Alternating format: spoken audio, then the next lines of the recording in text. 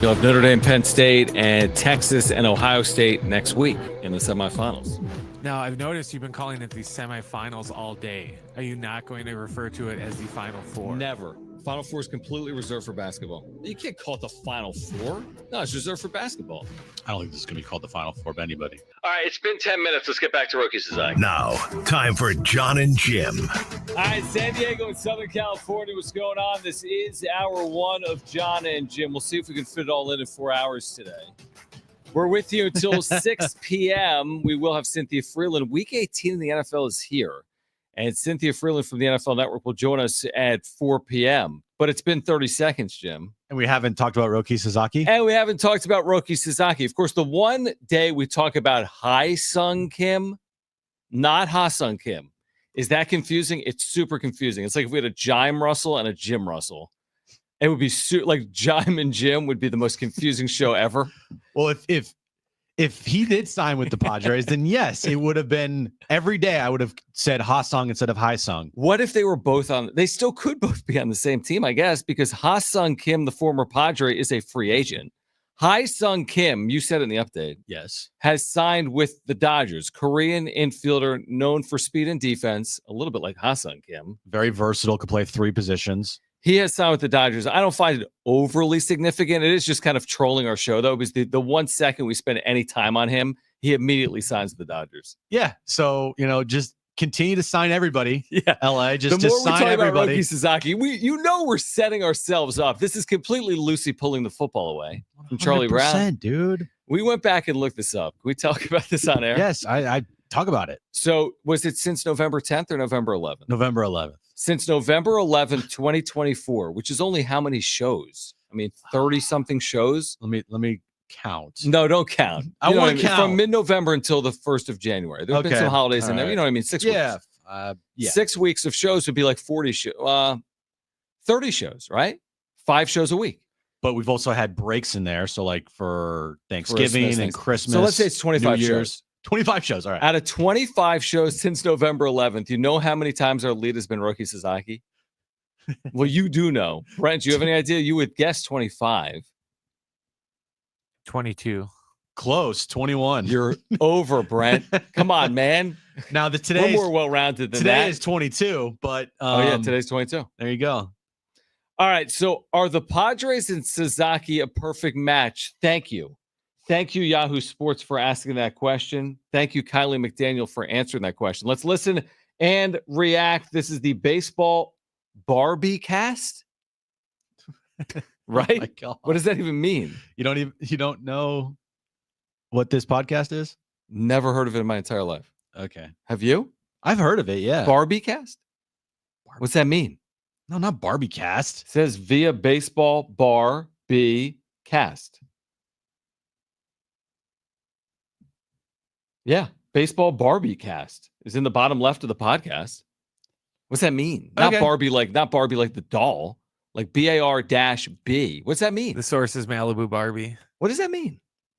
I don't know. Someone put it in the chat. Anyway, let's hear from Kylie McDaniel. Are Roki Sasaki and the Padres a perfect match? The Padres, to me, feel like, as far as who needs Roki Sasaki the most, not just the one who has been connected the most, because of their situation and because of the financial difficulties that they seem to be navigating in terms of a lot of their long-term contracts and even some of the shorter-term ones, that if they are going to do anything this offseason, like that is the one where plugging in the pitcher on league minimum would create, obviously that would give benefit to a lot of teams, but listen, the Dodgers do not need the Dodgers do not need Roki Sasaki right now. They don't. At one point last season, if you took everyone on the IL, they had 15 good major league starting pitchers. Exactly. And I was like, that might be too many guys. Right. Like when they all get healthy, which if they ever do, God help us. But that's too many guys. Yeah, and you could even say the same thing about the Yankees to some degree. And so while every team could use Sasaki and should want Sasaki,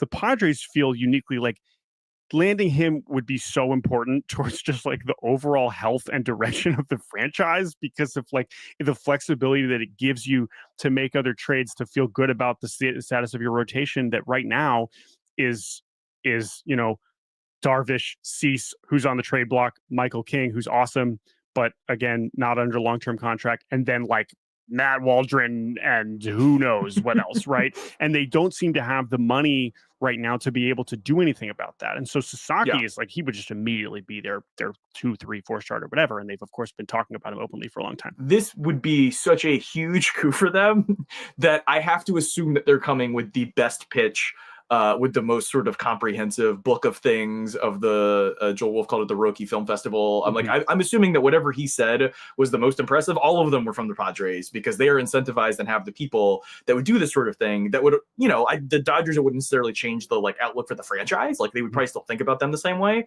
With the Padres, it could change the franchise. Every team that's in on Roki, do they need Roki Sasaki? Like, do the Rangers need him as badly as the Padres need him? I could argue no. Same thing with the Yankees and the Dodgers, of course. The Padres need Roki Sasaki because of the circumstances they're dealing with payroll and the fact that you have your 2 top starters free agents after this year. If you do not land Roki, dude, every day it just gets the stakes get higher and higher and higher for you to have to land this guy, because if you don't, man, plan B's, I don't know what plan B is going to look like. We all agree, and I need you to fix my camera at the break. We all agree that the Padres need Roki Sasaki. End of sentence. The real question is, does Roki need the Padres? Of course the Padres need Roki Sasaki. Right? Of course. There's no question about it. Definitive statement for them to stay anywhere near the top of the National League. He's a prerequisite, and that doesn't even get them at the top of the National League, but you need him to push you forward, arguably. The question is their pitch one that he wants to receive? Does it go above and beyond? We've talked a lot about this. Are they offering something he can only get here? Ruben Niebla and the pitching development program, a desire to win. I don't know. That's the question for me. Are they offering something that is so above and beyond what's being offered elsewhere that it makes it the right decision for him? There's no doubt it's the right decision for AJ Preller and John Seidler and this organization. There's no question. I just wonder if it's right for him. And they might have an amazing pitch, dude. I bet the pitch is incredible. That doesn't, you could have the best prom proposal. You bring all your buddies. Balloons everywhere. I mean, she may say yes, but she might not want to go. Giant sign. The pitch might be valuable. Seriously, she may say yes, but does she really want to go with you? Maybe she goes with you reluctantly. But that's different here. I think it's a 6-year commitment. You're not going to get a reluctant yes. Yeah, no, this is a commitment from Roki for the minimum 6 years. And it's not just, 6 years and I'm gone. You could be here for longer than that to wherever you go. But whenever he does decide, I'm just like you said at the start of the show, I'm waiting for that Lucy pulling the football moment. Me too.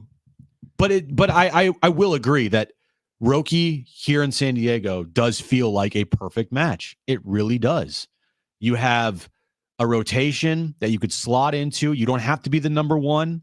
Now he doesn't have to be the number one with LA either, but he's also in a situation where he can become a superstar on his own, and he won't be under anybody's shadow, especially in Japan for the Padres.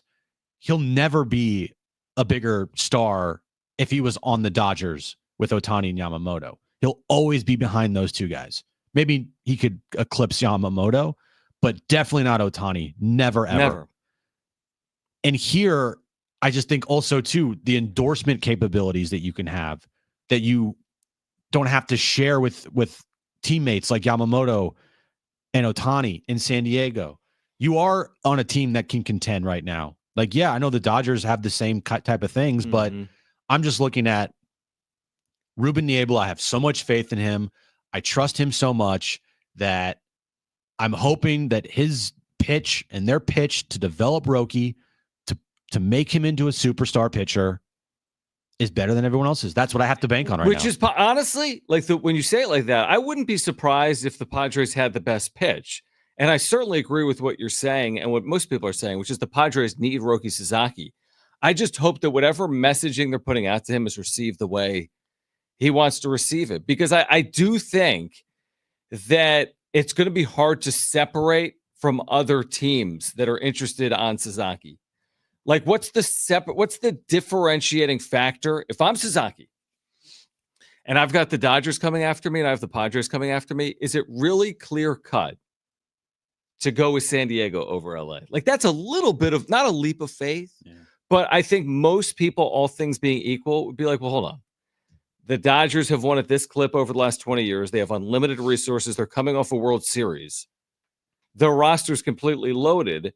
I just step right in. I'm not asked to be the guy, and we can win at a high level now and moving forward. But maybe that's not what he wants. Again, he'll never be remembered as a great LA Dodger or like a Dodger great, right? They could win 2 World Series in his tenure. To your point, his teammates will be more recognized. Mookie Betts and Shohei Ohtani. You could easily make an argument. Freddie Freeman, he could have 4 or 5 teammates that are more recognized than him over this tenure. It's like KD winning with the Warriors. He could have 2 or 3 teammates. Steph, Draymond, Clay, more recognized than him. Yet at the end of the day, he does have a ring. So it's like KD wanted one thing. What does Roki want? And I do agree. Your development pitch is appealing because I think he wants to do more than win. Like, the Dodgers are going to win. Even if he's not there, they're going to win. If he is there, they're going to win. So does he want to win, or does he want to be regarded as one of the great pitchers in baseball while winning? And I think he's actually answered that because Joe Wolf said he wants to be remembered as one of the great pitchers. So yeah, it's going to be interesting. When I continue to see things like he wants to be the greatest ever and be one of the best pitchers of all time, and he wants to be the superstar and all that stuff, right? I love that attitude. Mm-hmm. Even if he becomes a great pitcher in LA, you're right. He's never going to overtake that Ohtani shadow ever. Here in San Diego, he would be like on every billboard. He would be front and center. He would be the number one guy. Like, right. I would want to go buy a ticket to watch Roki Sasaki pitch every 5th day or every 6th day. Like, here in San Diego, 100%. In LA, yeah, that too. But still, Ohtani is the main attraction there. You're going to the Dodgers games to watch Ohtani. Where would he rank on the Dodgers in terms of popularity from day one? Well, he's not. Okay, that's a good question. I would say Ohtani 1, Betts 2, Freeman. I mean, he just won a World Series MVP, so he's up there. I mean, is he above Yamamoto day 1? I would say no. No. Is he above Teoscar Hernandez day 1? No. So he's like 7th? Yeah. Something like that? Yeah. Here in San Diego, he's top 3. It's Manny. It's Tatis. When Sasaki's pitching, like, that's a must-see player right there. It's just, here's the thing. To your point, and life doesn't always work like this. Padres need him more than the Dodgers. Doesn't mean he's not going to end up in LA. But, like, where is he more needed? It's absolutely San Diego. Doesn't mean he's going to end up in San Diego, but there's no question he's more needed here than in Los Angeles. There's no question about that. All right, the latest on Roki Sasaki. We've got you covered until 6 p.m. Our reaction to Ha-Sung Kim to the Dodgers, not Ha-Sung Kim. It's confusing. Ha-Sung Kim, Korean infielder, not Ha-Sung Kim, former Padre Korean infielder to the Dodgers. Plus, more on Roki. Stay with us. It's Jon and Jim.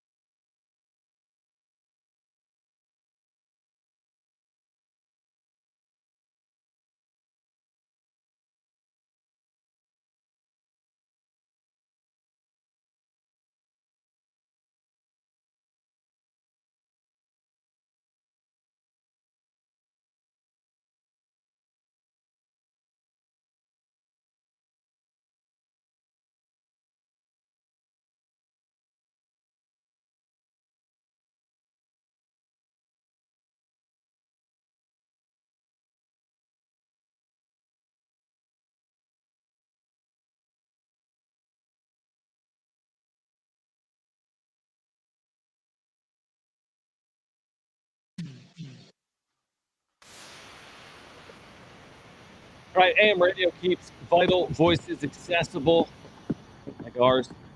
Congress can secure its future, but we need your help. Text AM to 52886 now to support keeping AM radio in cars. Tell your member of Congress to pass legislation now and keep AM radio in cars. Standard message and data rates apply. Isn't today like weird? A little bit. Why do you say it? Because we had Wednesday off. Oh, yeah. Just the holidays are weird, dude. Oh, it's so weird. The last 2 weeks, right? Yeah. I'm just like, wait, today feels like a Tuesday, but it's really a Friday because, we worked yesterday, had day off previously. I don't know. It's just the whole holiday schedule is all wonky and weird. I agree. As someone that didn't get any of those days off, my days are still thrown off. Oh, yeah, So exactly. it's still just weird. Yeah. I mean, it's just there's something about working.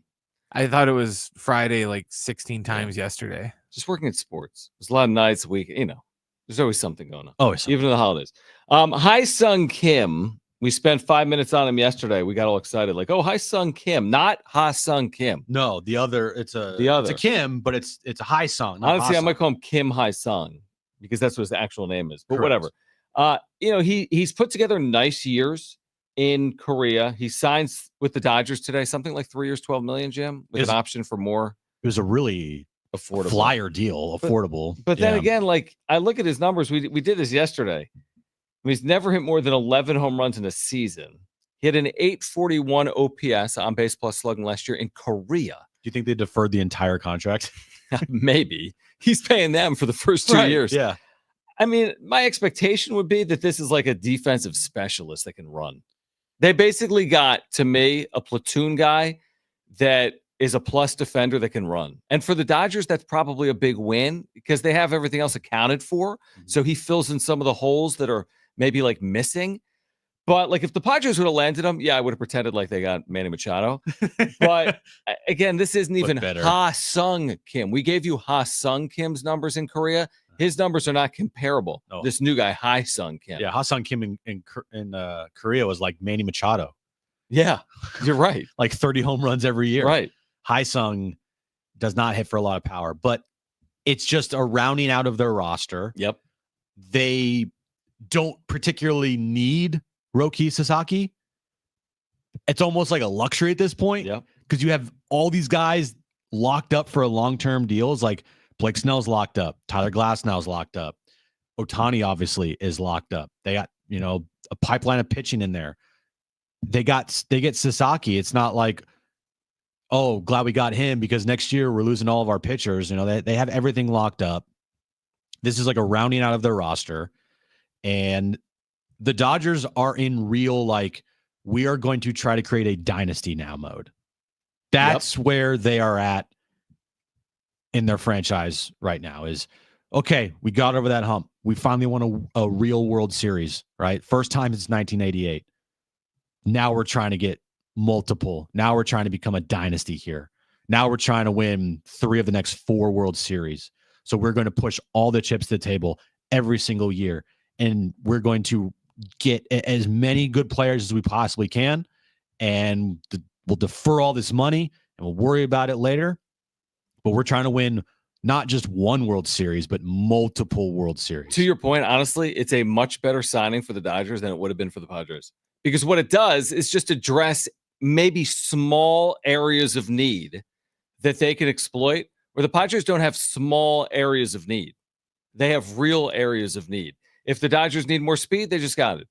If the Dodgers need an 8th or 9th inning defensive replacement, they just added it. Or a versatile guy that could play multiple positions. And he doesn't need to be overexposed. He's not going to have 680 plate appearances. Right. He may have 390. Or maybe less.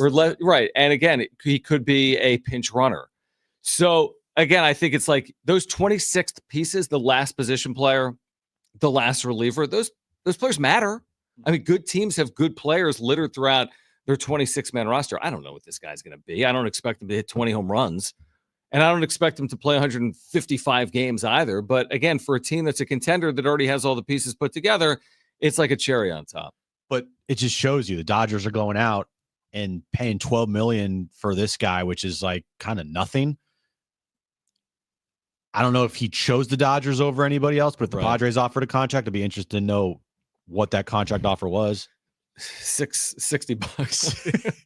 Can you do it for like $20 a day? We'll do like it's true because there was reporting today that at least 5 teams had offers in on him, but the reporting was the offers were a little lower than he was hoping for or were to be expected.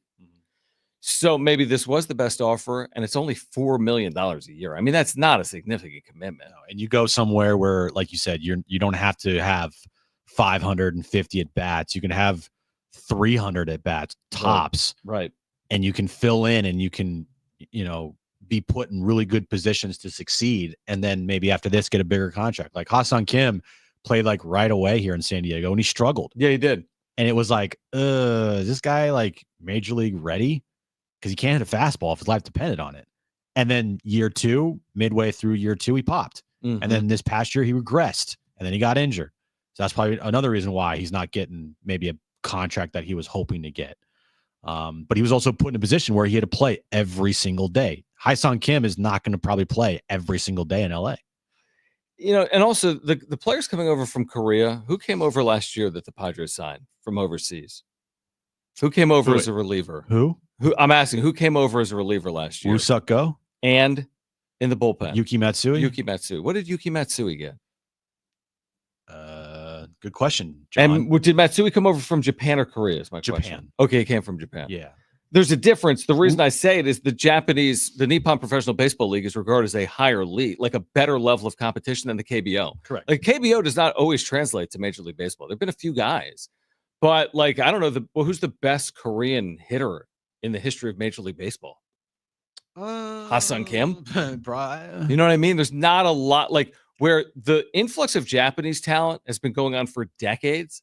The influx of Korean talent is much more limited in scope. So I'm just because the Woo-Suk Go, he got nothing. Remember when he came over last year? Yeah. And he was hoping for, I just remember Woo-Suk Go got like the smallest major league deal you could get. Yeah, it didn't work for them, but they gave him nothing. And then they traded him very quickly, That's which right. was a good move by Preller. Yeah. Because, you just cut your losses. Imagine going to Dodger Stadium and they're doing the Ha-Seong Kim chant, and then imagine going to Petco Park and they're doing the Ha-Seong Kim chant. HSK. Ha-Seong. I mean, it sounds exact same. Ha-Seong Kim. Ha-Seong Kim. That's exact same Yuki thing. Matsui signed a 5-year, $28 million contract. Lord, that is huge. With a player opt-out available in 2027. Wow. And if he opts in, it would be a 2-year, $13.5 million deal. According to Google, the most productive Korean-born Major League Baseball player was Shin Soo-choo yeah. for the Rangers. But again, not exactly Shohei Ohtani. Not quite. No. Not exactly. No, but Hideki Matsui. He's a good player. He leads Yeah. like all Yeah. Koreans, like in every category. That's why. All right, we've got the latest on Roki from Ken Rosenthal coming to you on the other side. We're here until 6, plus Aztec basketball tickets for next Wednesday night at home at Viejas against Air Force at Viejas Arena. We have 2 pairs of tickets to give away. Cynthia Freeland from the NFL Network will join us at 4. It's Jon and Jim.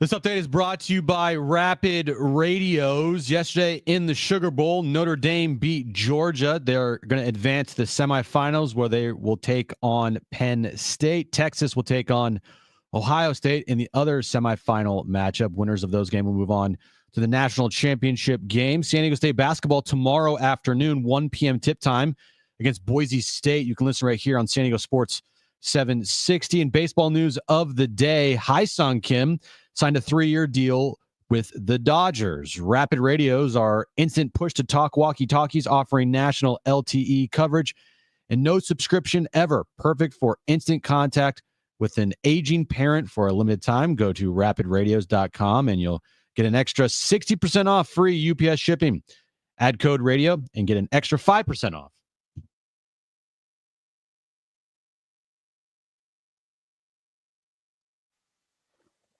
By the way, for San Diego State tomorrow in Boise, 1 o'clock Pacific, pregame coverage at noon. Aztecs a slight underdog in Boise. Broncos have won 5 straight.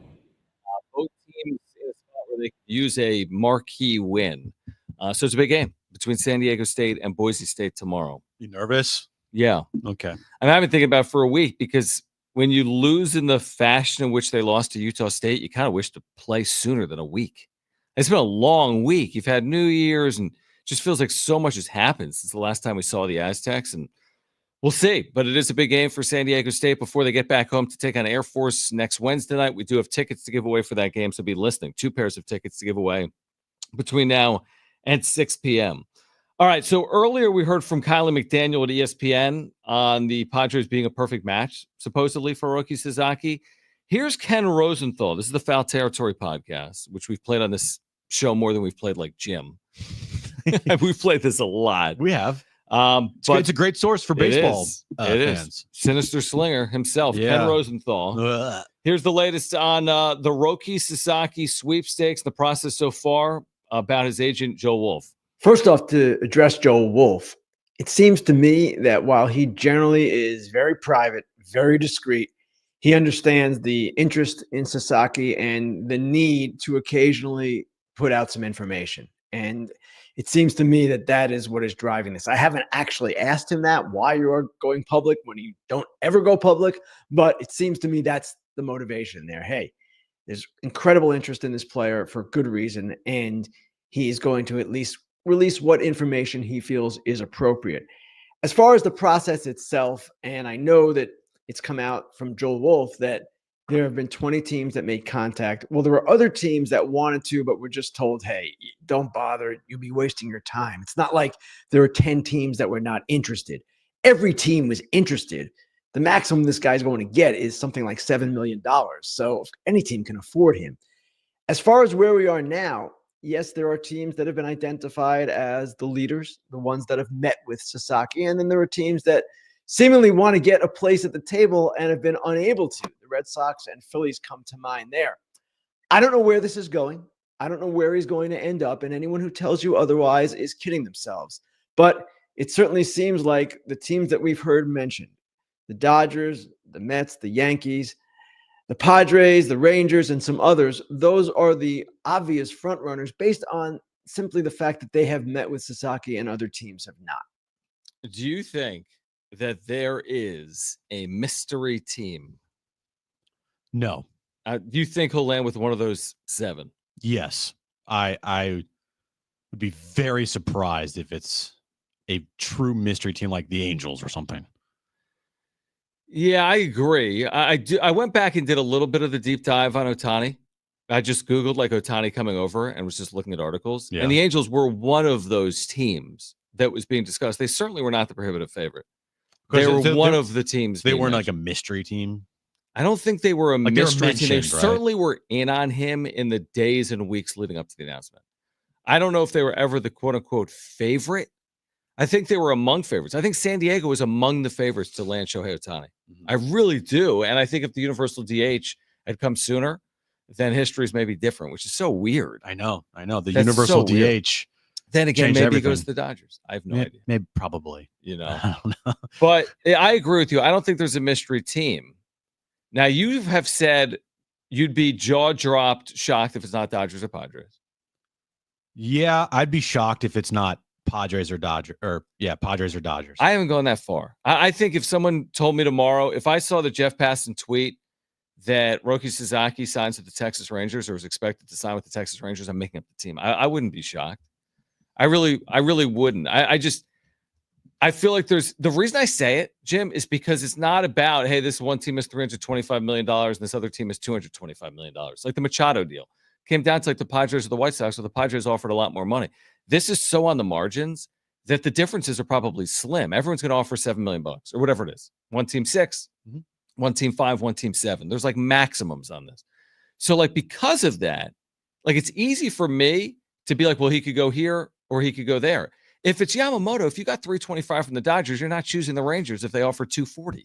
Do you think when midnight strikes and it becomes January 15th, I'll be up, that everybody in the Padres front office is just like sitting around their phones waiting for that call to see if they won the Roki sweepstakes? No, because until it happens. Didn't he just say there that like he doesn't expect it to actually happen on the 15th? He thinks the player will actually take his time and maybe not even make the decision until after the 15th.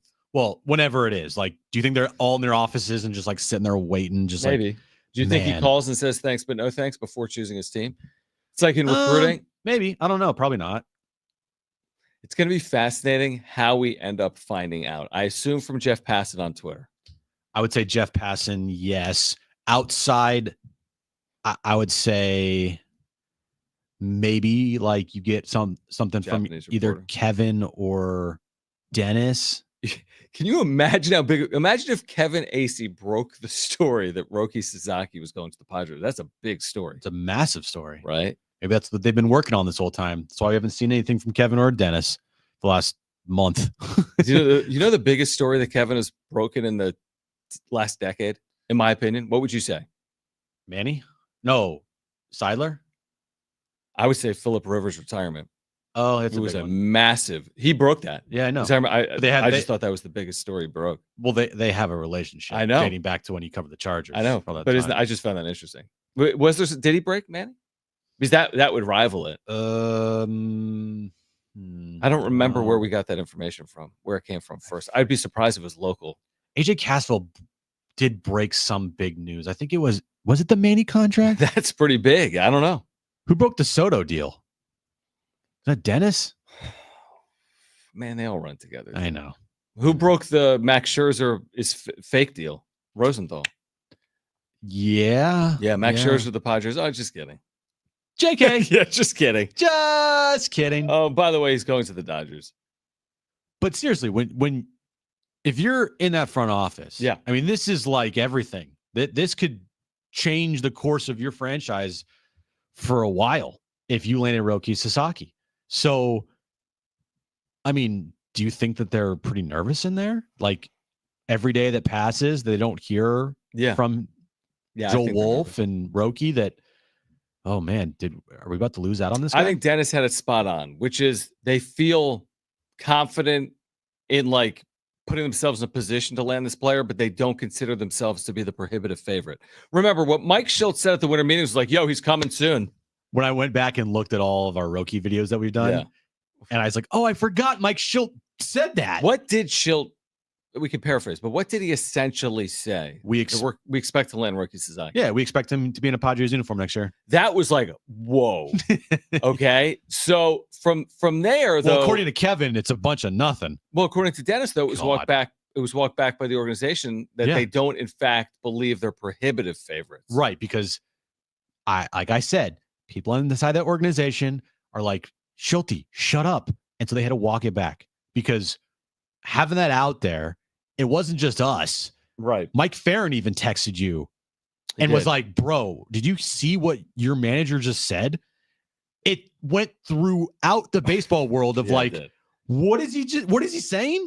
Right. So of course I'm going to take it as something. It was something. I'm not going to just use it as like, oh, it's a Schulteism because that's stupid. And the organization had to walk it back because Mike Schultz can't keep his mouth shut. We fully expect to be right there in the mix, and at the end of the day, have Roki Sasaki a Padre. Yeah. Mike Schilt, day one of the baseball winter meetings on MLB Network Radio. What- You better land him now. yeah. Better land him. All right. On the other side, again, we have Aztec basketball tickets to give away. This is for Wednesday night against Air Force. We'll do that between now and 4 p.m. In fact, we have 2 pairs of tickets to give away. On the other side, we'll switch gears momentarily. Has conference realignment finally actually gone too far? That's coming from Mr. Conference Realignment. Has conference realignment actually legitimately gone too far? We'll explain. It's coming up next.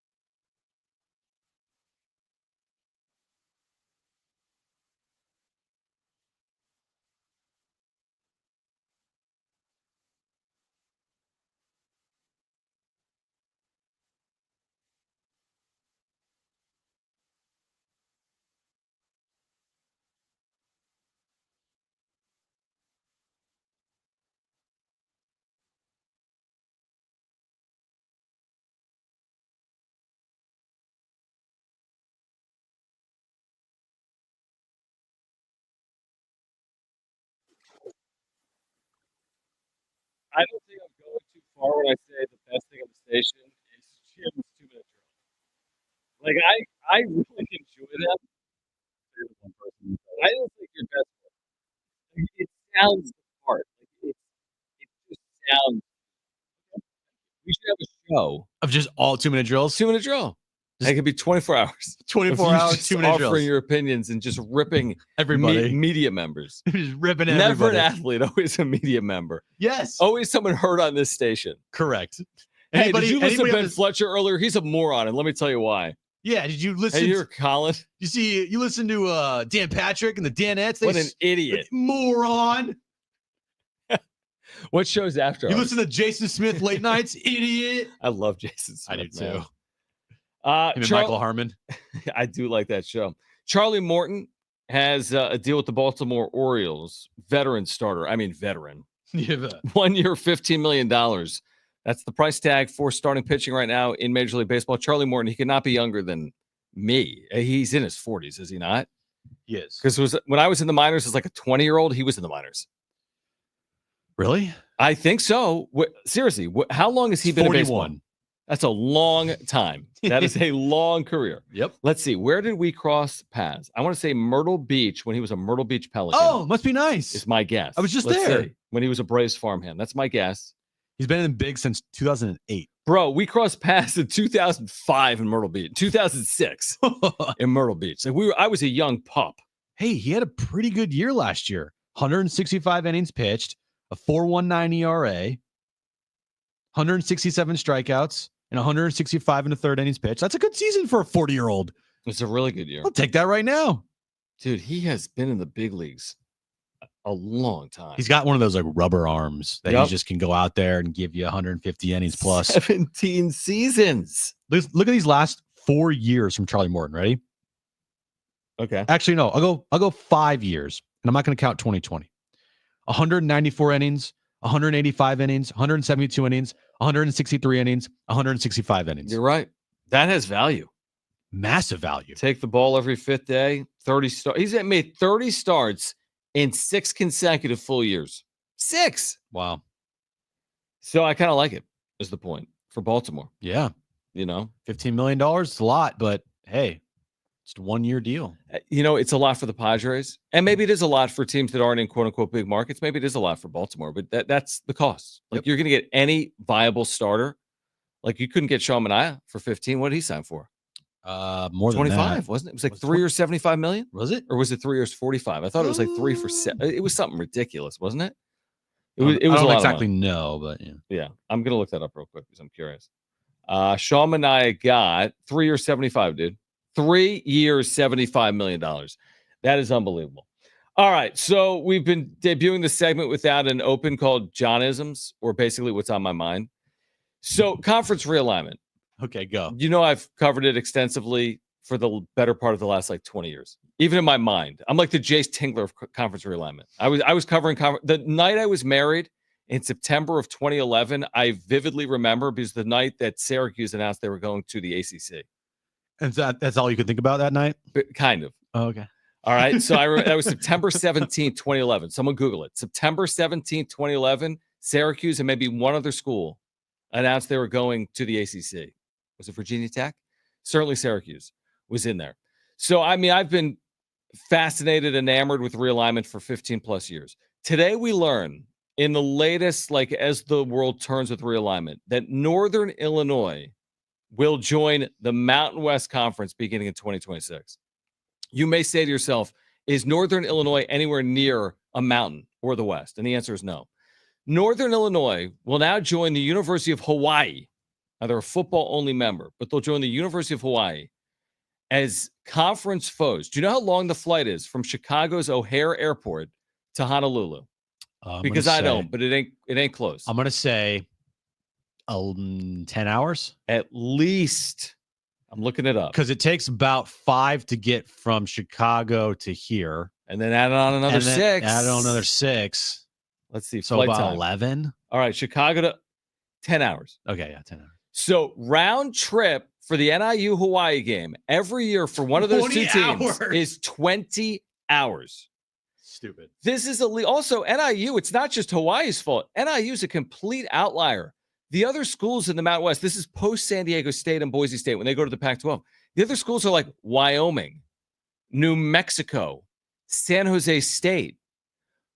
Why is NIU going to the Mountain West in football? I think the answer always goes back to dollars. But you're going to take an extra $500,000, an extra $1 million, and go fly to Hawaii every other year and have Hawaii come to you. What's the real benefit here? The $500,000? Hey, NIU could be the quote unquote real national champions this year if Notre Dame ends up winning the whole thing. That is actually a good point. They have had a decent football history. They've been successful in the MAC. I just don't understand really the fit. Well, they'll just look at it the same way a lot of Big Ten teams always schedule Hawaii for non-conference just because it's a trip to Hawaii. They are Northern Illinois. Going to Hawaii would be still going to Hawaii. It's not like here to where we're spoiled and it's awesome every day. When it's 30 below zero, they go, hey, you guys want to play in Hawaii every other year? They're going to go, yeah. I don't really know if they do. It's October 14th, and it's the middle of your conference schedule, and you got a home game against Wyoming, followed by a road game at Hawaii, followed by a road game at San Jose State. It's not an ideal situation. Like when Wisconsin plays Hawaii, it's like week 0 or the last week of the season. It's always the last week. Yeah, it's the middle of the year, and it's not just Hawaii. It's like NIU's playing San Jose State. It's just, to me, it's the oddest fit. Now, I get it. There's only so many schools in the West. Mm-hmm. So it's like you got to get creative. Pac-12 dealing with the same thing. Like, again, I could easily sell a Memphis Tulane. I'm selling their brands. I'm selling their football accomplishments. It's like NIU, to me, is just such a reach.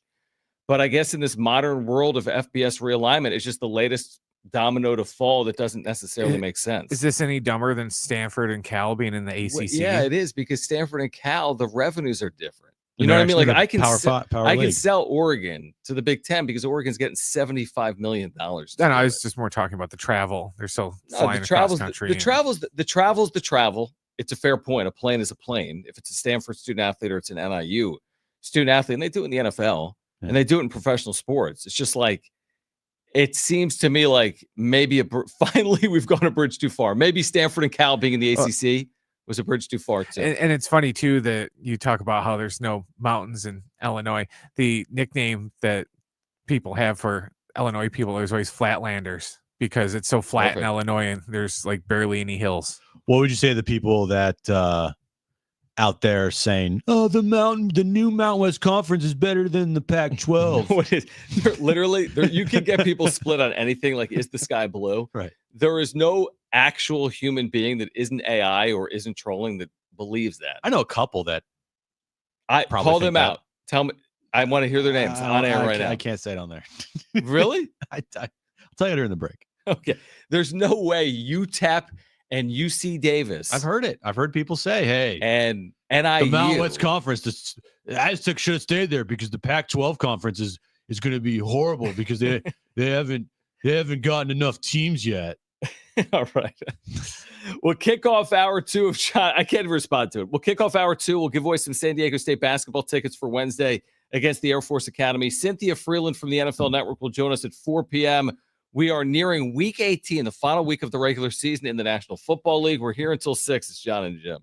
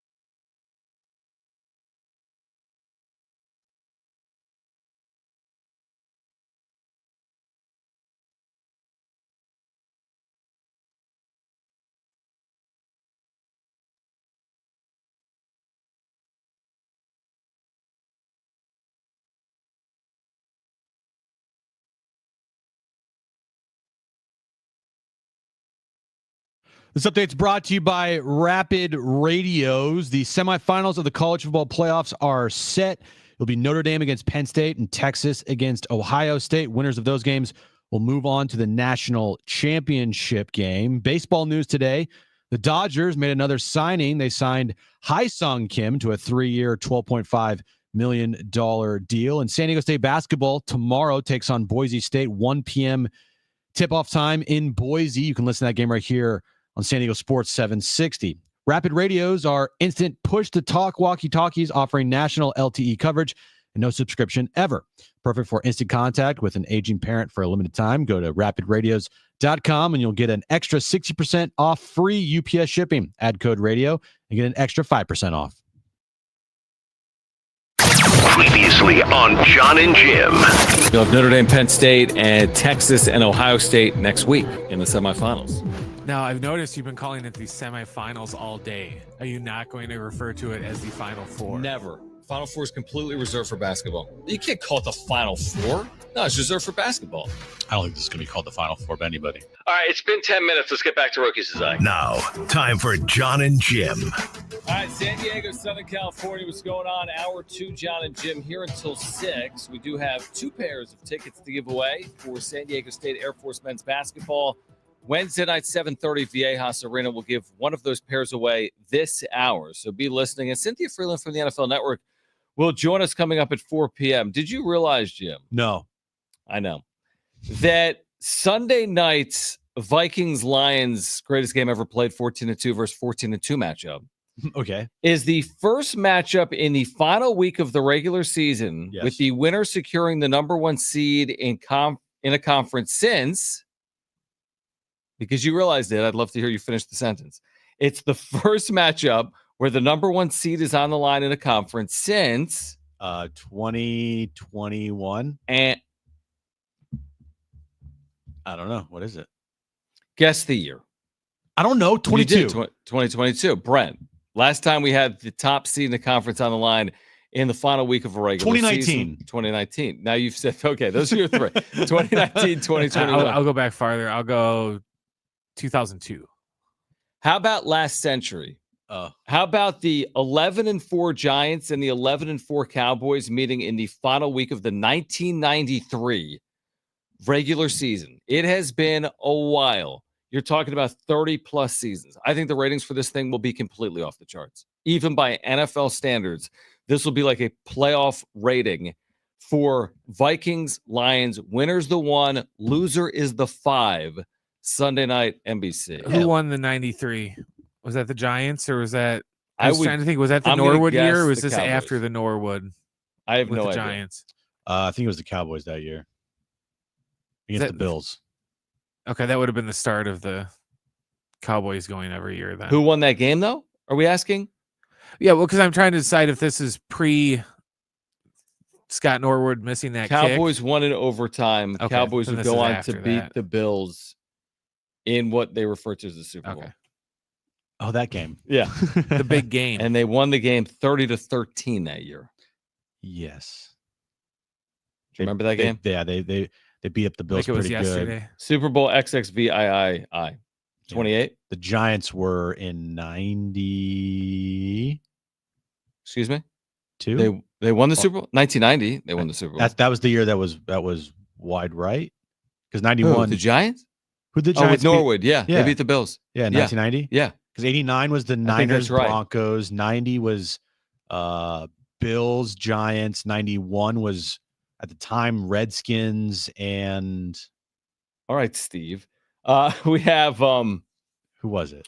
What was the 91? 1989 season was Niners over Broncos. Correct, yes. Okay. The 1990 season Yes. was Giants 20, Bills 19. Yeah, the Norwood Yep. wide right. The 91 season, Redskins over Bills 37-24. 92 season, Rose Bowl, Dallas over Buffalo 52-17. Yep. 93 season, Dallas over Buffalo 30-13. 94, Next year, Niners over Chargers. Following year, Dallas again over Pittsburgh. And then 96 was Green Bay over the Packers. Patriots. Sorry. Green Bay over the Patriots. And then Denver over Green Bay the next year. And then Denver over Atlanta the following Correct. year. And then after that, How do you know this? I have a weird I'm actually surprised. Like, give me a random year from Super Bowl, not like 1940s or 50s. All right, no Super Bowl. 83. Super Bowl didn't exist then. I know. 83. This would be Super Bowl 17. Broncos, Bengals. No, Niners, Bengals. That was 82. Oh, okay. Well, the 82 Super Bowl 81 season. That's where it gets confusing too. Okay, 83. The next year after the Niners won the Super Bowl, who won? Was it the Dolphins? They lost to the Redskins. Okay. Yeah. But great. So you don't know. No, give me one I'll that's give you like one my more. lifetime. Okay, I'll give you another one. 2006. 2006. So it was the 2005 season. Mm-hmm. This game was played at Ford Field in Detroit. Oh, easy. Okay. Easy. Yeah. Easy. Okay. Steelers over Seahawks. That's correct. Yeah. Good job. Last year. You son of a bitch. I didn't even mean to do that. You should just name every year the Niners lost. Okay, yeah, exactly. No, I'm not going to do that. I'm not going to do that. Anyway, this thing is ridiculous. Lions, Vikings, 1 seed, first time in the final week of a regular season since 1993. Remember yesterday during the wrap, we're like, is this the biggest regular season game ever? It's easy, of course, to say no. But this is arguably one of the biggest regular season games ever. It's the biggest regular season game probably in both franchises' histories. In the regular season. Season. Yeah, like, maybe. You can't say that. The thing is, you're going so far back. Like the Vikings have a good history. They do. But you're going way back. Vikings have been in multiple NFC title games. The Lions were in an NFC title game last year, so those games are bigger. Yeah. But like, if you just say regular season matchup, I would be hard pressed to find something bigger than this weekend for both teams in the regular season. No, I agree. What means more? The 1 seed is on the line and home field advantage and a bye week, and then if you lose, you're going on the road for the rest of the playoffs. By the way, is there only one playoff spot on the line this weekend? Is in every NFC team is in. Yeah, every AFC team other than the 7 seed is in. I think Atlanta and Tampa are vying for the South. Good call. Division titles up for grabs in the NFC, and then in the AFC, the only thing on the line is the 7 seed between Denver, Miami, and a slim shot for Cincinnati. Yeah, Cincinnati needs to win, and I think Miami needs to lose. Denver needs to lose? And Denver needs to lose. Is Denver hosting Kansas City in a meaningless game for the Chiefs? In a meaningless game, yeah, because Denver went already to Kansas City. Like your chances there. I would think, right? But, Tampa wins, they're in. Atlanta's eliminated. Atlanta wins, Tampa loses. I think Atlanta's in. Right. Green Bay's already in. Washington's already in. That's it in the NFC. It's just between Tampa and Atlanta. So there's not a ton of intrigue. I mean, I think there's a ton of intrigue in Detroit, Minnesota. Oh, yeah. I think that's incredible. I didn't realize that. I thought Minnesota was 13-3. No. 14-2 against 14-2 really is incredible. The team's going to be 14-3 and a 5 seed. And then you're going to get bitching from people like, should we reseed the playoffs in the NFL? Same thing we've heard here with the college until football. they lose it, then they'll lose their first game and then they'll shut up. Right. I think this is kind of one of those outliers. Like that is easily the best division in football this year. Yep. Because the Packers are 11-5, and they're in there. No, sorry, Brent, your Bears, kind of the whooping boys of that. But that's how you get teams to be 14-2. You're gonna have to beat up on someone. But still, at one point in time, the Bears were 4-2 this year. Were they? Yeah. There was a world where the Bears were 4-2 at football. There was, yes. 4 wins and 2 losses. We haven't won a game since the Hail Mary. Since the guy started, he's like, my bad. They took to Twitter. He's like, my bad. Won't happen again. Well, you just lost. We haven't won since then. Won't happen again. It's kind of a big moment, though, dude. Just a kind of a big moment. Yeah. Gosh. Yeah. So that's. I mean, we'll talk to Cynthia about it at 4 p.m. But who do you want to see win that game? I kind of feel bad for Lions fans. In life, like they've won like one Lions. playoff game, but like in life, you're a Lions fan. Your history is brown bags over your head on Thanksgiving Day. That's your history. Your history is Rodney Peete and Barry Sanders. Yeah. Before the last 3 years. So I kind of feel like I feel bad for them, but then again, Kevin O'Connell factor. He's done an amazing job, right? San Diego State. Now that I say it that way, I'm going to root for Minnesota and Kevin O'Connell. I want the Lions to win, but I just don't think that they're good enough to win a Super Bowl this year. Like at one point in time, like they have the roster to to win a Super Bowl. They weren't definitely do, healthy. but they're not healthy. Right. Like that defensive line. I'm just thinking Now the you last sound like 4 the weeks. college football playoff guys. Oh, they're not good enough to win the Super Bowl, so we don't want them to win this game. No, I want them to win this game. I'm telling you, even if they do win this game, I don't think they're good enough to win the Super Bowl. I don't even think they're good enough to get out of the NFC. To get to the Super Bowl. Yeah, even if they do win this game. I mean, We'll home field's see. going to be great if they get it, but I think Philadelphia could go in there and beat them. Not easily, but beat them. I think Minnesota could do that. By the way, did you see the fake outrage from Stephen A. Smith, who's like, I hate this decision on Saquon Barkley? Well, guess what? Your job's not the one that's on the line if the guy tweaks an ankle. Yeah. Like it's not a decision. As simple as it seems, it's not even a decision. What organization? Well, Patrick Mahomes should play this weekend. No, it doesn't make any sense. John, there's nothing to gain. A producer told him to say that. Hey, we're gonna have this topic on First Take today, and are you okay with taking this side? His exact quote is, "I hate this decision." He understands it, but he hates the decision. Yeah, he was. This isn't the home run record. Nobody knows the yard total that Eric Dickerson had to set it. I didn't even know it until 2,105. Exactly. Well, besides Brent. I mean, nobody cares. Well, you know what I mean? NFL records aren't the type. Like, what's the all-time rushing TD record in a season? It's LT, right? But what's the number? 26? 27 or 28? Exactly. Nobody knows. I think it's more than that. What's the all-time receiving record for Jerry Rice? Touchdowns in a season or receiving yards? No, all-time. Career yardage? Yeah. No clue. It's a lot.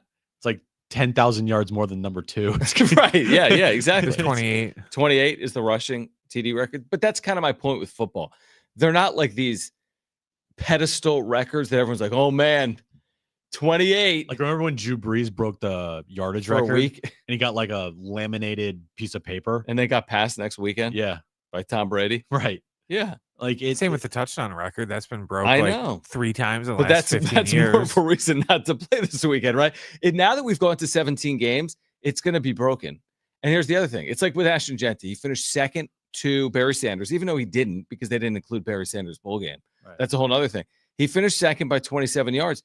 By the way, that Barry Sanders record now is going to be blown by. Teams are going to be playing 16 and 17 games. Yeah, if Boise State played another 3 games or 2 games, he'd blow by it. Even just another game, he would have got past. But imagine too, because someone in the future is going to get that like 16 or 17 game season. Is Right. my point. Right. So anyway, it's a long way of saying watch the Lions and the Vikings because it's a really incredible theater. No, I can't wait. It's going to be a must-watch game for sure. It's nice to watch a game of this caliber and not like freak out because the last couple of years, every single game like the Niners have played in the postseason or close to, I just have been a complete wreck. Oh, I know you have. Well, you're not going to be a wreck this week. No, I won't. I will be totally fine. Where they're playing for nothing. Absolutely nothing. You said maybe one pick is on the line, an 11th or a 12th pick. Something like that might be on the line based on other results. But they're playing for nothing. I mean, that's nothing. They're set. All right. On the other side, is it a win for the future Pac-12? We'll explain. Plus, we're giving away Aztec basketball tickets for Wednesday night at Viejas Arena. And Cynthia Freeland from the NFL Network will join us at 4 on Jon and Jim.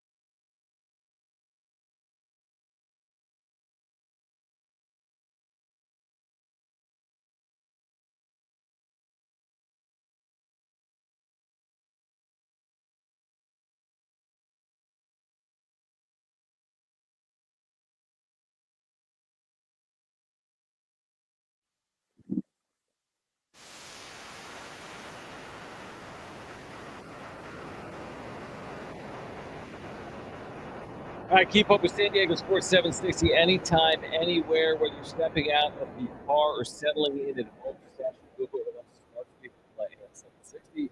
Or stream it live through the iHeartRadio app. It's easy to stay connected with your favorite shows like this one right here. San Diego Sports 760. I teased something, Jim. And what I teased was, is this a win for the future Pac-12? The Boise State, Penn State quarterfinal ratings are out. That's because it was played a day before New Year's Day. So we're getting the ratings one day before the other games are going to come out. And now it's going up against real headwinds, like Dick Clark's Rockin' New Year's Eve and CNN Celebration, and people are out. Like, you've been out before New Year's Eve, like, people are out. They're partying. Yeah, John. Yeah. And not everyone's sitting at home, although a lot of people are, truthfully. Yeah. So this game did the third highest rating of any college football game this year. 13.8 million viewers. Now, good. Again, I think New Year's Day will have better ratings because it's New Year's Day. Yeah. Everyone's sitting at home. And the Arizona State-Texas game was incredible. I think that game That'll be 20 million. Yeah, 20 million plus. Something like that. And, Ohio State and a Rose Bowl. Now, it wasn't a good game, but it's Ohio State and a Rose Bowl. Yeah. So, okay, those games will do good numbers too. But 13.8 million, and you could say some of that's Penn State, obviously. But is that a win for the future Pac-12 that you have one of your members in Boise State in that game? It's New Year's Eve, which isn't New Year's Day, and it does the third highest rated TV viewership of any college football. Oh, excuse me. It's the highest rated college football game of the year, the most since the semifinals of last year, which were in 2024, if that makes sense. So in the last calendar year, it was third, but it's number one this season. Now, not great that they lost that game. Sure. And the score was closer than what it was actually. Like, it was 24-14, but it didn't feel that close.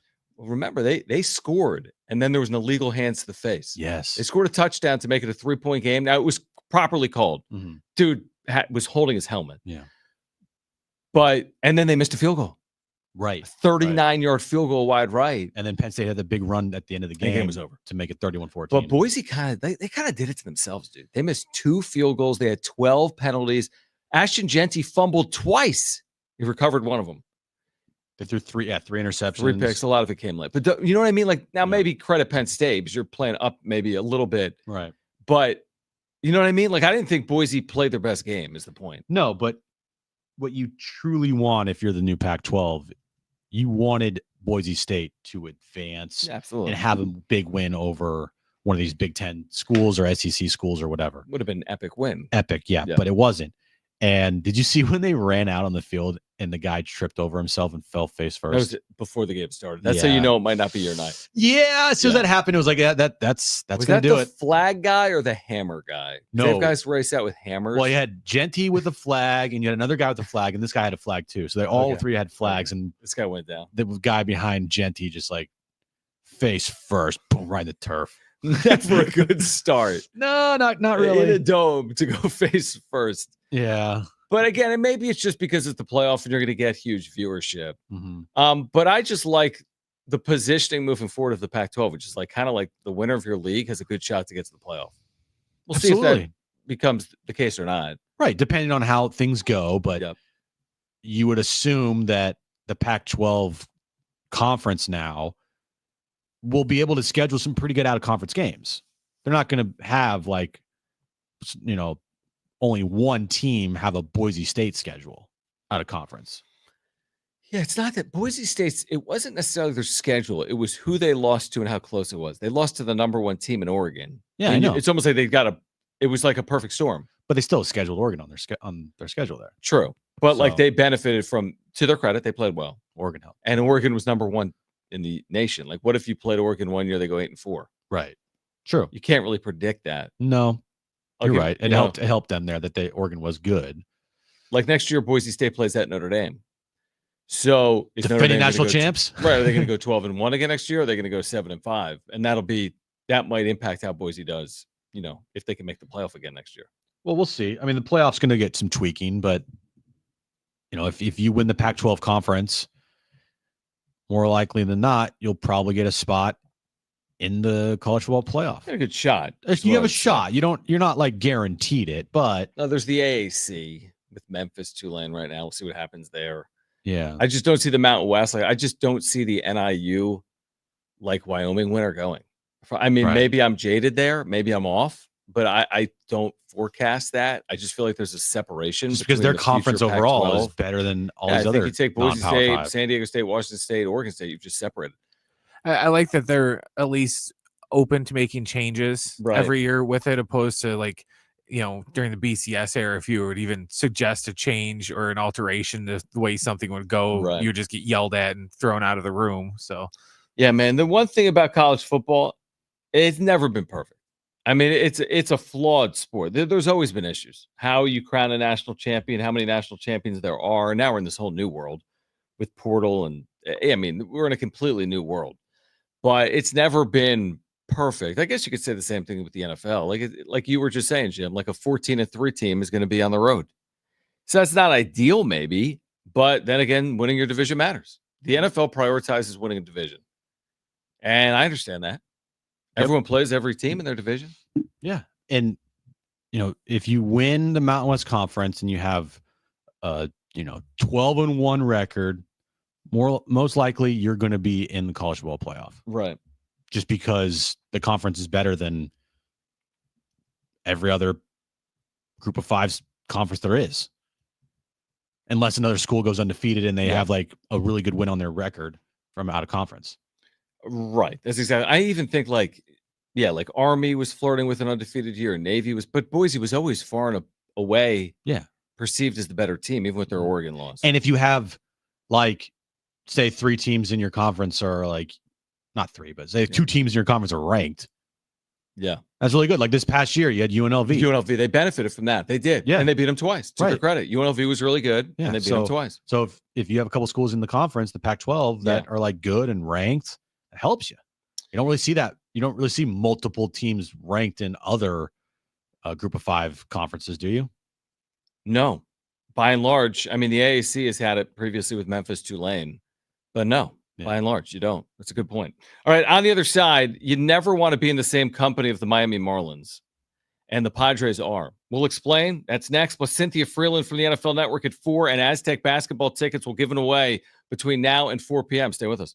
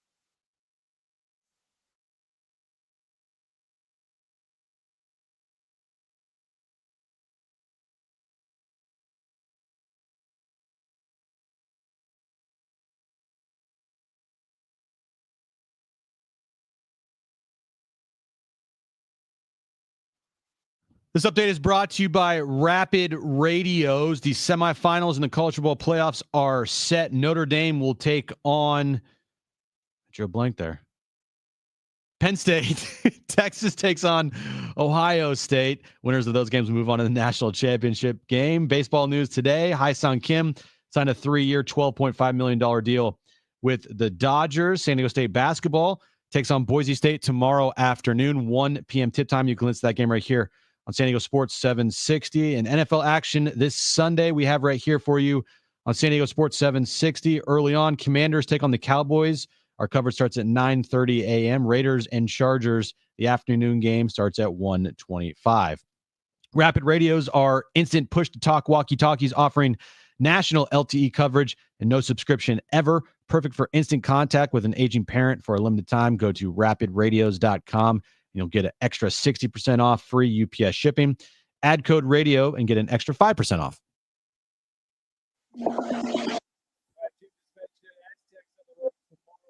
We'll take on Boise State pregame at noon. Bless you. Ted's got the tip in 1. We have 4 commercial breaks. Ted's got the tip. We're on 1 right here at your home, the Aztec San Diego Sports 760. Again, we'll give away Aztec tickets for Wednesday night at home against the Air Force coming up this hour. All right. I have a trivia question for you, Jim. Okay. Don't look at the rundown. I'm not. I know you never have. What do these 3 teams have in common? Your San Diego Padres, the St. Louis Cardinals, and the Miami Marlins. They all have made a move? Yeah, ding, basically. Those 3 teams have all spent fewer than $1 million this offseason on major league deals. Oh, I thought you were going to say like $1. $1 million. The Padres have a major league deal for Tyler Wade. $900,000. The Cardinals somehow spent $250K. I don't even know how that's allowed. But the Cardinals have spent $250,000 in some capacity. The Marlins have not spent as much as I have spent on kombucha today. They've spent $0. $0. I mean, they're not buying anything. No Celsius, no kombucha. What a joke of a franchise. $0. And it's not like they're coming from a position of strength. Who's their nerd GM? Oh, yeah. What was that he saying? loser? Was like, yeah, we actually didn't really like we were getting back for a rise, but we know we got beaten that deal, but we kind of, it's nice to get a lot of players for one. Peter Bendix. Oh, my Or whatever gosh. his name is. Yeah, Peter Bendix. Peter Bendix. Right. All right, I'm just looking at, yeah. I'm going to go to Padres.com. Transactions? I want to go to Do transactions. it. They got some minor league deals in there. Moises Gomez. Where do I find it? Come on, man. News? Gosh. Padres transactions. There's a transactions tab. Where? Under transactions. There's not a Yes, transaction. you do. You Google Padres transactions. The transactions tab comes up. Okay, let me read it. Hold on. Padres transactions. Yep. And then go back. They have none for January. Well, it's January. But Moises Gomez, I 3rd. thought, came in January. Go back in months. Okay. January, nothing. December. All right, here's what they've done. Here's what they've done. All right, I'll go to November. Start November. Yeah. Or October? Did they do No, you start November because it's just it? start November. Okay. These are all like, all right. November. Here we go. Let's see here. All right. The Padres signed free agent, right-handed pitcher, Edurnal Nunez to a minor league contract on November 6th. Where are you looking? I'm looking at the transactions page, dude. Okay. Oh, wait. Yeah, 2024. Okay. November 13th, the Padres signed free agent first baseman Trenton Brooks to a minor league contract. November 15th, the Padres signed free agent third baseman Francisco Acuna to a minor league contract. Huge. November 17th, the Padres signed. They're just hoping he's related to the other one. Padres signed free agent left-handed pitcher CJ Widger to a minor league contract. November 18th, the Padres signed free agent right-handed pitcher Harold Chirino to a minor league contract. November 19th, man, they're just making moves after move. Yeah. Padres selected the contract of left-handed pitcher Omar Cruz from El Paso. Same day, they selected another contract of right-handed pitcher Ryan Bergert from the San Antonio Missions. And then finally, the Padres selected the contract of right-handed pitcher Henry Baez from the San Antonio Missions as well. November 20th, the Padres signed free agent right-handed pitcher Oliver Franco to a minor league contract. Now here's where we start getting some big boy moves. Mm-hmm. November 22nd, Mason McCoy, elected free agency. Womp womp. I didn't even know he was here. Also, Bryce Johnson, elected free agency, and Logan Gillespie, elected free agency, and Luis Patino, elected free agency. And on November 26th, the Padres signed free agent right fielder Oscar Gonzalez, that's the SpongeBob guy, Right, to a minor league contract. All right, get to December. All right, So that's their hard-hitting November. Yes. It was very hard-hitting. December 2nd, the Padres signed free agent second baseman Jonathan Perlaza to a minor league contract. December 5th, the Padres signed free agent shortstop Mason McCoy to a minor league contract. December 11th, the Padres purchased contract of right-hand pitcher Juan Nunez from the Baltimore Orioles in the Rule 5 draft. You remember that? Oh, of course I do. December 12th, the Padres signed free agent right-hand pitcher Logan Gillespie to a minor league contract. He had elected free agency. December 13th, the Padres signed free agent outfielder Moises Gomez to a minor league contract. That happened. This was the thing you reacted to yesterday, and Ben Fadden freaked out. He's like, that deal happened 3 weeks ago, you idiot. Wow. Didn't know. Yeah. December 16th, the Padres signed free agent center fielder Cole Roederer to a minor league contract. I know who he is. He used to play for the Cubs. Okay. Also on December 16th, the Padres signed free agent right-handed pitcher Miguel Alvarez to a minor league contract. And December 17th, the Padres signed free agent right-handed pitcher Jose Espada to a minor league contract. So they've done nothing. They haven't even officially signed Mike Brousseau or Brasso to a minor league contract yet, according to their transactions page on the Padres official website. Is the Tyler Wade deal even official? That $900,000 deal? Maybe. Who even cares? But I mean, that's the company. I mean, Cardinals have done nothing. Padres have done nothing. Marlins have done nothing. You could certainly make the argument they're waiting on Roki Sasaki. But how does that impact like a left fielder? How does that impact your second catcher? I honestly think the strategy here is wait guys out, price drops. Not with Roki. You want to land Roki. Everything else is wait guys out. Like turn the leverage from the player having control to you having control. You want to play here or not? It's February 22nd, right? Like, hey, Jerkson, you haven't signed yet. Like, no one's going to give you 15 a year. We'll give you 9. You in? That just seems like to me. Just wait things out and just wait until the market drops. And hopefully you land Roki, because if you land Roki, then you feel good about your offseason because you made a big splash and it didn't cost you anything. And that's great because you're now basically a cost-effective run organization. Mm-hmm. But yeah, if you don't sign Roki, I mean, it is like slim pickings there. Because what if you don't get Jerkson Profar to commit to a reduced contract? Right. What if you don't get another starting pitcher? What if you can't make that trade that you previously thought you could make 2 or 3 weeks ago? Yeah, I mean, the one thing I'll actually give credit to the Marlins for is they've made like 5 trades this offseason when I'm looking through their transactions. But they were all to get rid of guys like Jesus Luzardo and then Jake Berger. Yeah. Yep. That's exactly right. So, it's just, I mean, you didn't need me to tell you what you already knew, which is the Padres have done nothing this offseason. They're not the only team. They're not the only team to do nothing this offseason. There's a few teams that haven't spent. But they're right at the top of the list. I mean, there's other teams that have spent like $1 billion. And it's surprising because it's a team that like was so close. They were the World Series favorites at one point last year. Yeah, and you would think that a team that was a World Series favorite at the time that they were in the postseason, and they were a game away from eliminating the eventual World Series champion Dodgers, would want to get better this offseason. Now, again, there's still time to do that. Yeah, there is. I'm not saying that they haven't and they won't. Well, they haven't, but I'm not saying that they won't. There's time. Yeah. But you look up here and you're like, man, they're really putting everything in their basket of Roki Sasaki. Yeah, I mean, I go back to last year. I mean, we spent a lot of time as late January, early February being like, what are they doing? When is this shoe going to drop in left field? They have holes to fill. And they eventually did fill those holes, and they put together a nice season. That's inarguable. You cannot argue the fact that they put together a very nice season, a very successful season, truthfully, even with the way that it ended. It just feels almost more tenuous and like tricky this offseason. I honestly want to know what the Like, I want to see that Google document that has the plan from a payroll perspective, from a 26-man roster perspective, are we going to let's wait on Roki and then we'll see on Dylan Cease perspective or Luis Arise. Like, I just want to know the plan. What's our plan for Jackson Merrill long term? What's our plan for Luis Arise? What's our plan for Michael King, Dylan Cease? I think their plan is like, hey, we have guys like Tirso Ornelas, and they're going to be guys that are going to get some shots in spring training, and they can get some at bats in the big leagues. And you know what? Some of it may work. I mean, were we skeptical of Jackson Merrill producing the way he produced? Of course we were. Most people were, and he produced big time. But they don't have that this year, though. I would tend to agree. I mean, your top two prospects are not going to be breaking camp with the major league team. This is funny. I'm looking back at their transaction list from the 2023 offseason. Yeah. And when they signed Jurickson Profar, it was on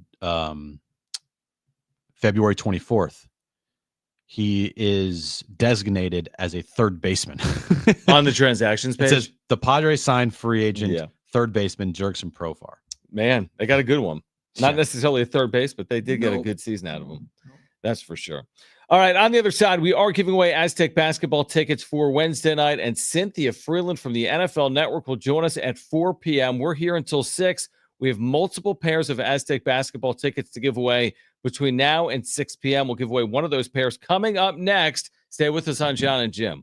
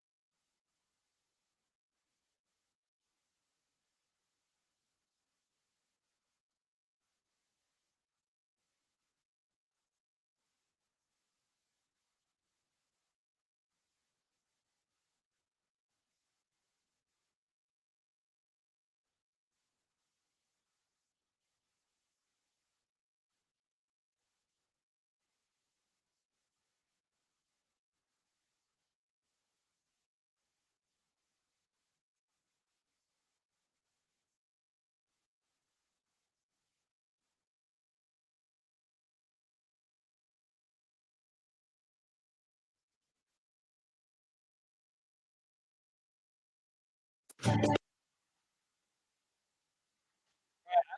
every day in the App Store. I kid you not. You see me do it. I have 11 updates in the App Store, and I keep waiting for the brand new iHeartRadio app. A lot of everyone. Honestly, tag us on something on social media and let us know if you have access to the new iHeart app. So at Jon and Jim, JONANDJIM, and let us know if you have access to the new app, JONANDJIM. Jim does, Brent does, John doesn't. John doesn't. So, like, I'm doing an unscientific poll. Do you have access to it? 70470, start it with team. Maybe you just Or tag us at Jon and Jim. never will have access to it. Am I being blackballed from Maybe. the app, even though I work here? I don't think I am.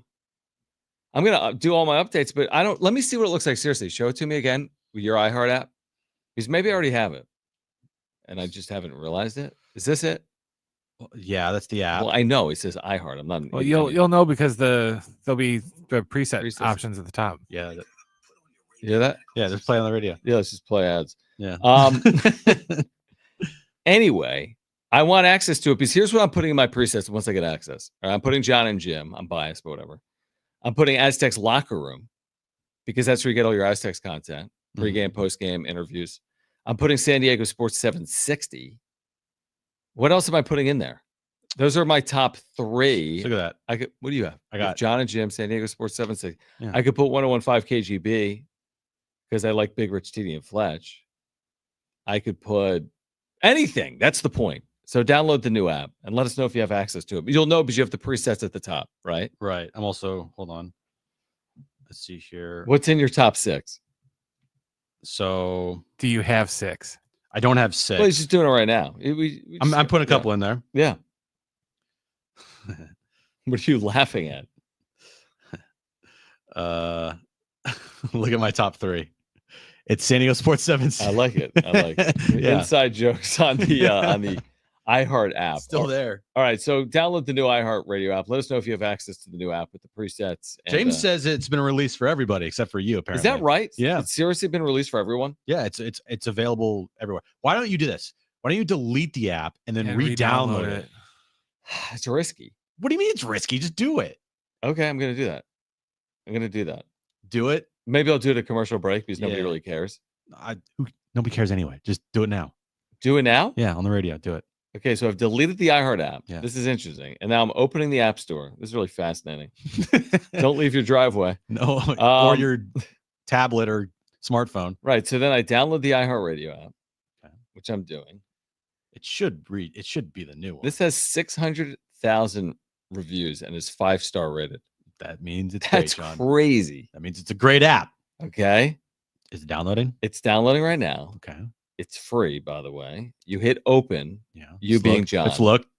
Bum bum bum. Yes. Allow. Allow. Whatever. Here You we can have all go. my What do we info. got? What do we got? We're still waiting. Oh man. It's gonna make you redo everything.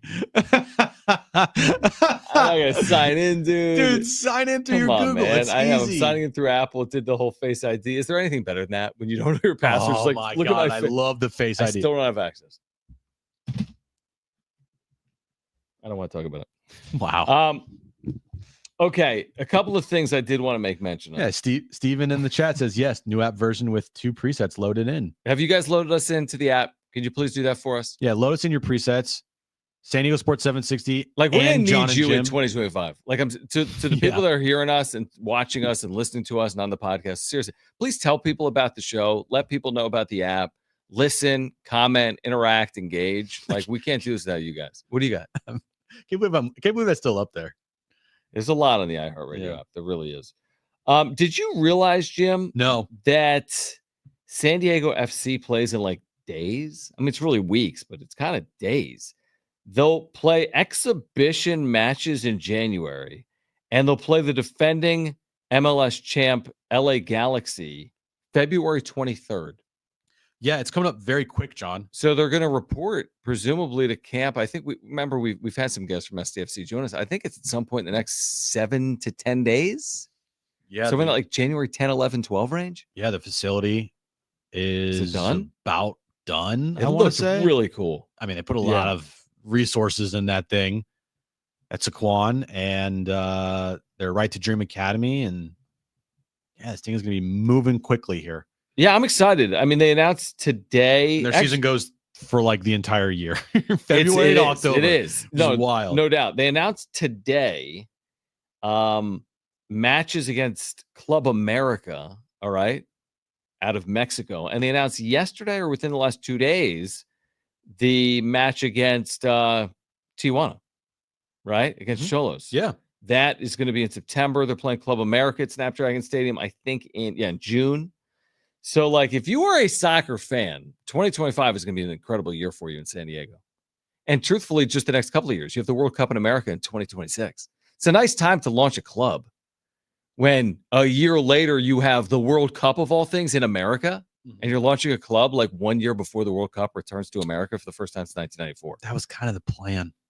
Well, I don't know if it was the plan, dude, because when or maybe it's just a great coincidence. City, yeah, because Soccer City would have loved to, had this done maybe 4 or 5 years earlier. Well, I think, once the Mansour Group bought the rights to this expansion club, knowing, okay, here's the timeline for everything, and this will work out really well for us because of the World Cup right before getting things launched, and you're already ready to go. I really do love that. I mean, that ramp up of the year before the World Cup, and as good as San Diego is from a soccer market perspective, like, they couldn't really ask for more.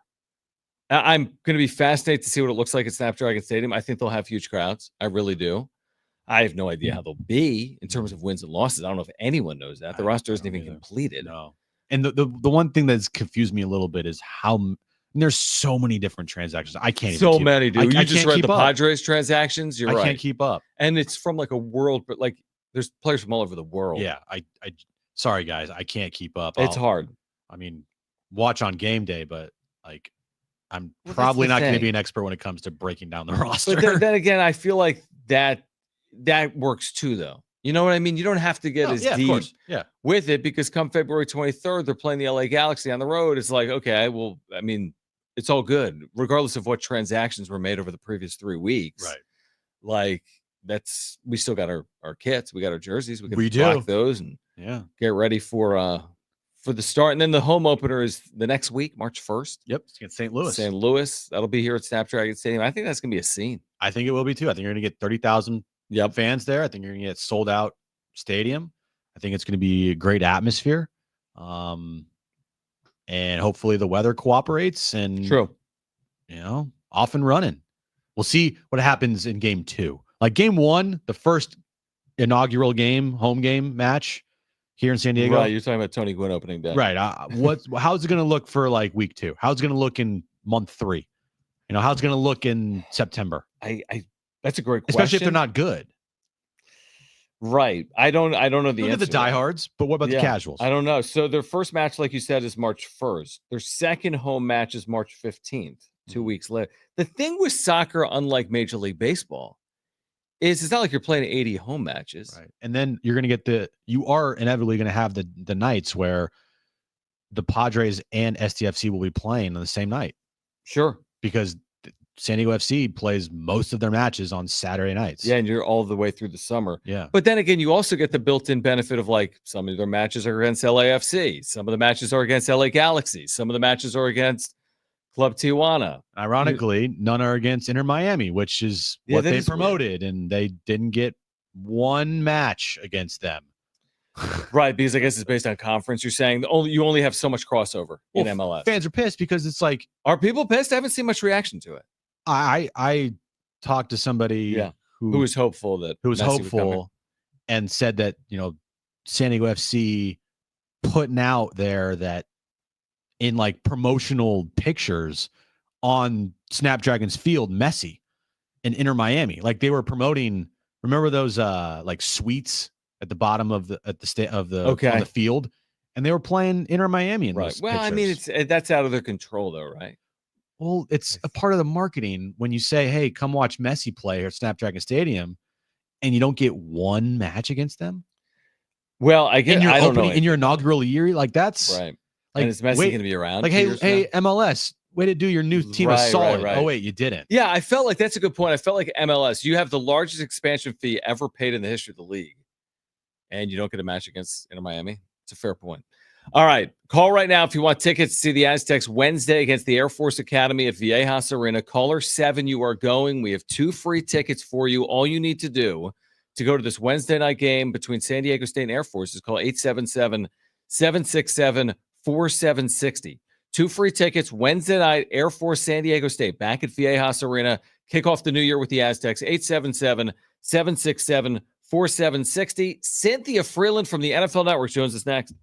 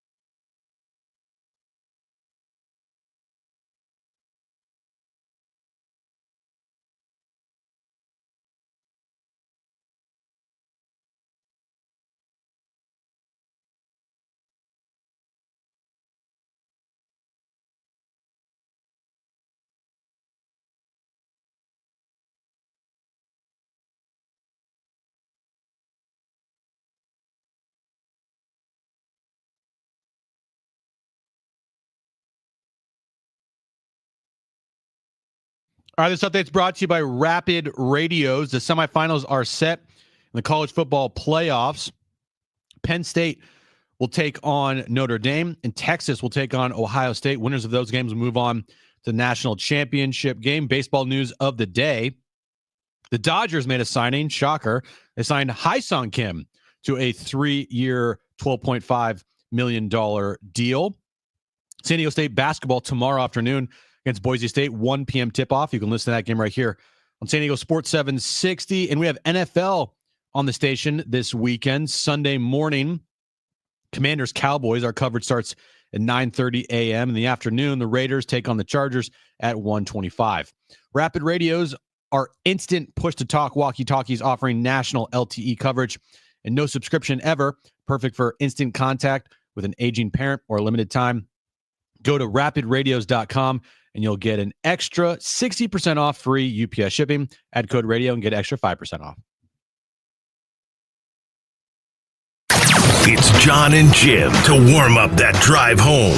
That's the question for me. Are they offering something that is so above and beyond what's being offered elsewhere that it makes it the right decision for him? There's no doubt it's the right decision for AJ Preller and John Seidler and this organization. There's no question. I just wonder if it's right for him. I bet the pitch is incredible. You know, you could have the best prom proposal. You bring all your buddies. Balloons everywhere. I mean, she may say yes, but she might not want to Giant go. sign. The pitch might be valuable. Seriously, she may say yes, but does she really want to go with you? Now, time for Jon and Jim. All right, San Diego, Southern California, what's going on? Hour 3, Jon and Jim here until 6 p.m. Always great to welcome back to the show Cynthia Freeland from the NFL Network with us throughout this 2024 into 2025 season. So Cynthia, thank you for joining us, and Happy New Year. Hope you're doing well. Happy New Year. I can't believe we're like at the end of the regular season. I say it every week, but I mean it every week. It's crazy. It is kind of crazy how quickly it has gone. And now we've got this. I didn't realize this until I read it earlier today, that this is the first time that like a 1 seed's on the line in the final week of a regular season since in a division, since we had like a Cowboys Giants game in 1993. So like, Bananas, right? Is this, I mean, this is really that big, right? Like this is one of the bigger regular season games in modern NFL, Vikings and Lions. Absolutely. And it's wild because, I mean, obviously we've never had two teams going 14-2 because, you know, we didn't have that many games in a season, but the fact that you could be a 5 seed and win 14 games is insane. So we all know that you're a big Lions fan, and it's going to be very stressful for you this Sunday night, but taking away your Lions cap for a second, how would you predict this game to go? It feels like the Lions defense is kind of a weak point for them. How do you see this one going? Well, the interesting part about, look, the good news for the Lions is at least they're playing at home, but there are a few like tiny pieces, like Jalen Reeves-Maybin came back. Like there's a few guys that have come back, and a few little pieces and wrinkles and folds. And the fact that they're leveraging, third and fourth down so well, such that they're able to keep the defense off the field a little bit more, that's very promising. I think to me, this one is about as close as I've, ever called predicting a game. I think that the Lions do end up taking it by just a slim. I have a 1-point win for them. So clearly I'm with, I'm on the side of the Vikings if I were a better, which I'm not, because of course I work for the league. But the way that kind of shakes out to me is a few extra possessions for the Lions because they're using a few extra minutes of possession for the Lions because they're the better running team and they're the better team in terms of ball control. That is the slimmest. And again, I hate it. I'd rather hedge myself and be like, well, I picked the Vikings and I'm happy either way because then at least I'm right, or the Lions win. And in this case, it's unfortunately my math went in the way of. This is how you know that I don't pick with my heart. I pick with math because I would hedge. Cynthia Freeland from the NFL Network with us right now on Jon and Jim. In your opinion, can the loser of this game reach the Super Bowl? They can, but I think that the Eagles get such a massive advantage kind of either way. I mean, the fact that the Eagles this week, because they're locked into the 2, they know, just same with the Bills really, but I mean, they can rest this week as opposed to having to rest next week. It's the same thing. I mean, it's still rest nonetheless, right? So whether it happens in week 18 or week quote unquote 19, it's still an advantage. But it's always good not to have to play one of those games because you could always lose that game. It's the National Football League. Teams are very evenly matched. So, that all being said, I actually think the Eagles are the ones who benefit from this the most.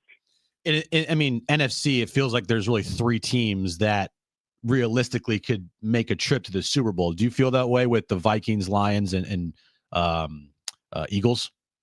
I do. And I also, I do think that, the chance for someone to play spoiler, though, in those, like I said, single game elimination, if we were to play series, I don't think anyone other than one of those teams would play, but would win. But I think the fact that you'll probably have, the Vikings or Lions playing on the road. If the Lions, they could drop one to the Bucs. They've already lost to the Bucs once this year, or Matthew Stafford again, and that would totally shape and change the way that the entire NFC playoff goes. And it would be the same thing, if the Vikings went on the road and, lost one and inexplicably. So it's kind of wild how that would, I think the AFC is a little bit less dramatic. NFC is very dramatic this season.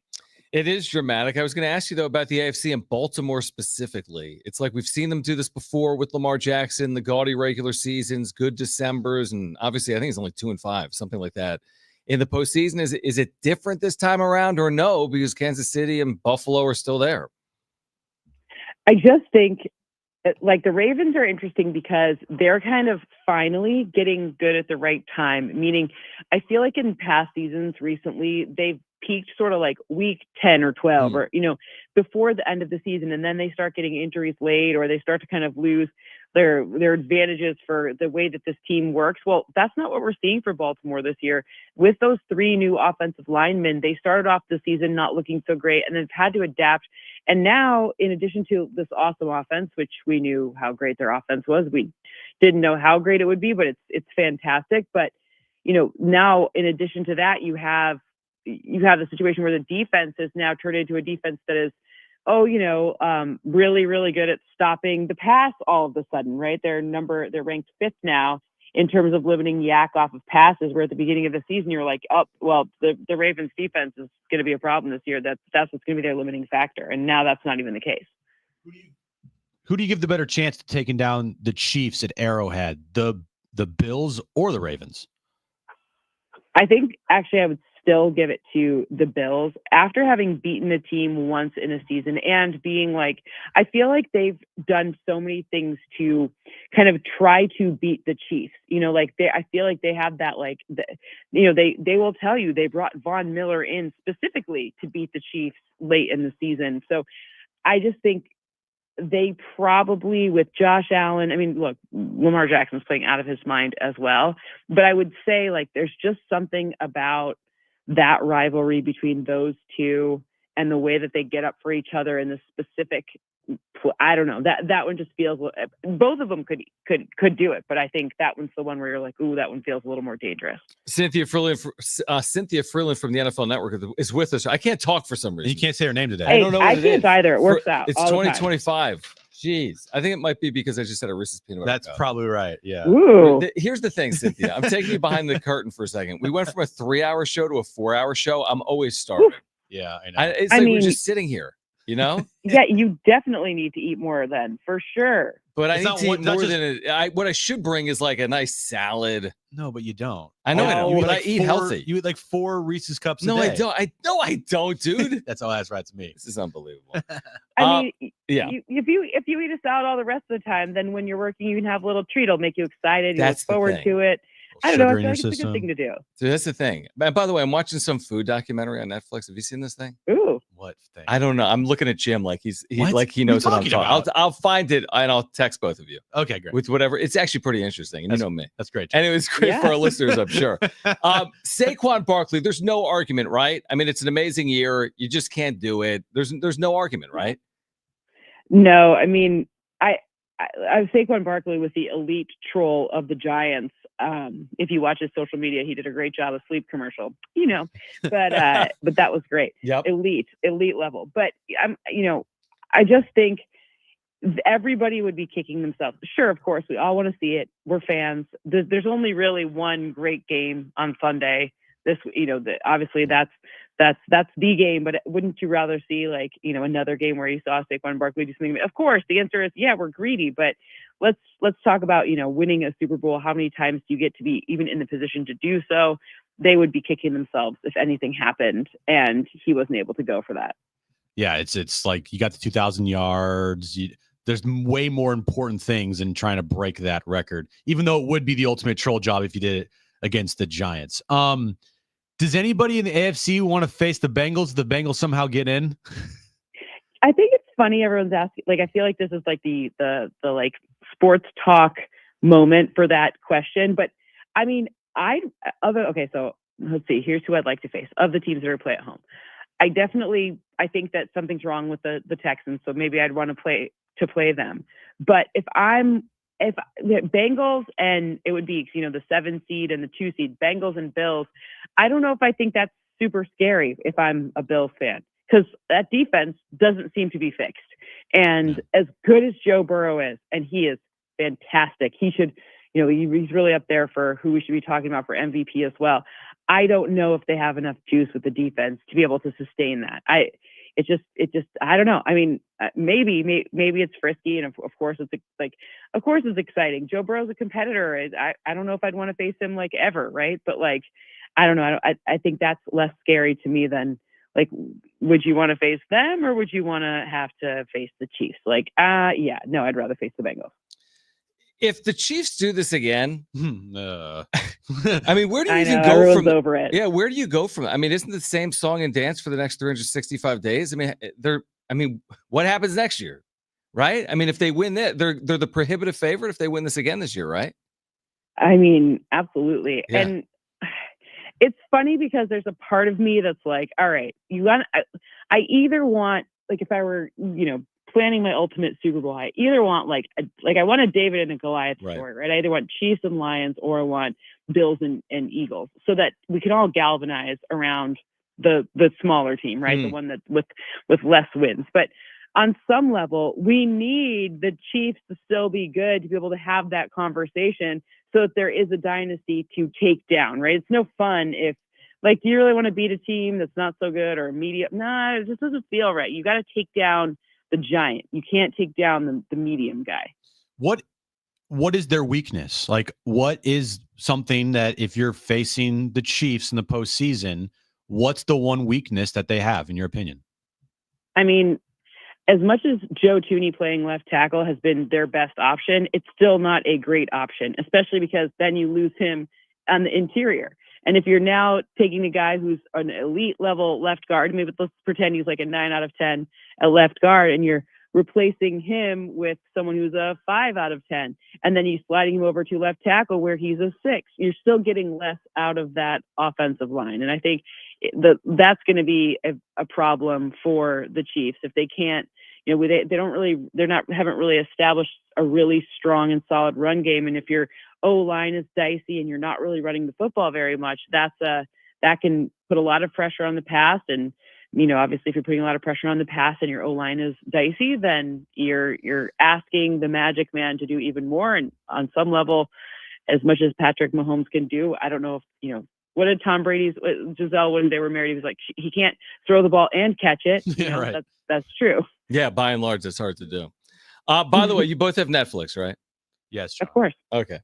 You Are What You Eat, a twin experiment. Okay, Ooh, 4 okay. episodes. This is, I think it's new. You are what you eat. I've Okay. watched the first 2 episodes. This is a perfect for maybe Sunday night at 5 p.m. Nothing's happening. So I'm a Reese's cup. just binge this during Vikings Lions, and then just see who won. I'm sure Cynthia will want to do that instead of watching the Lions play. Yeah. No, but around the weekend. After. The weekend. Okay. Yeah, maybe before. Maybe I'm telling you, this is interesting. Okay. Very interesting. I'm just if you're into diet, like Jim doesn't care. Jim Absolutely. I think that's fascinating, right? Because I guess the premise is like what happens when 2 people with the same genetics eat different things, right? Right, because it's twins, and one gets like a vegan diet, and the other eats meat, and it kind of there's a lot to it. Anyway, we'll talk about it next week. We'll break it all down. Cynthia, thank Fascinating. you. Happy New Year, and thanks, Cynthia. Yeah, make sure to watch both Vikings Lions in this. We'll catch up next week. Perfect. Bye, guys. Happy New Year. Cynthia Freeland, Happy New Year from the NFL Network. And again, brought to you by Humul Casino. 7 restaurants, thrilling games, and a sports pub voted San Diego's best. Humul Casino is fun above all else. The Wrap on the other side. Stay with us.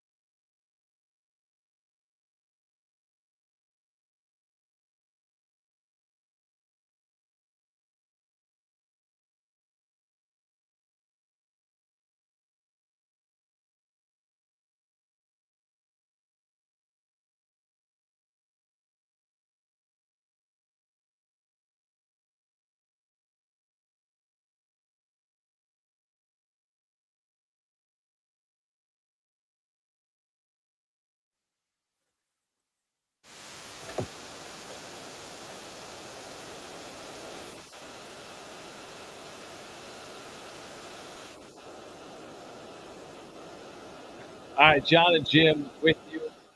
San Diego Sports 760 will get to the wrap momentarily. Another chance to win Aztec basketball tickets for Wednesday night coming up this hour.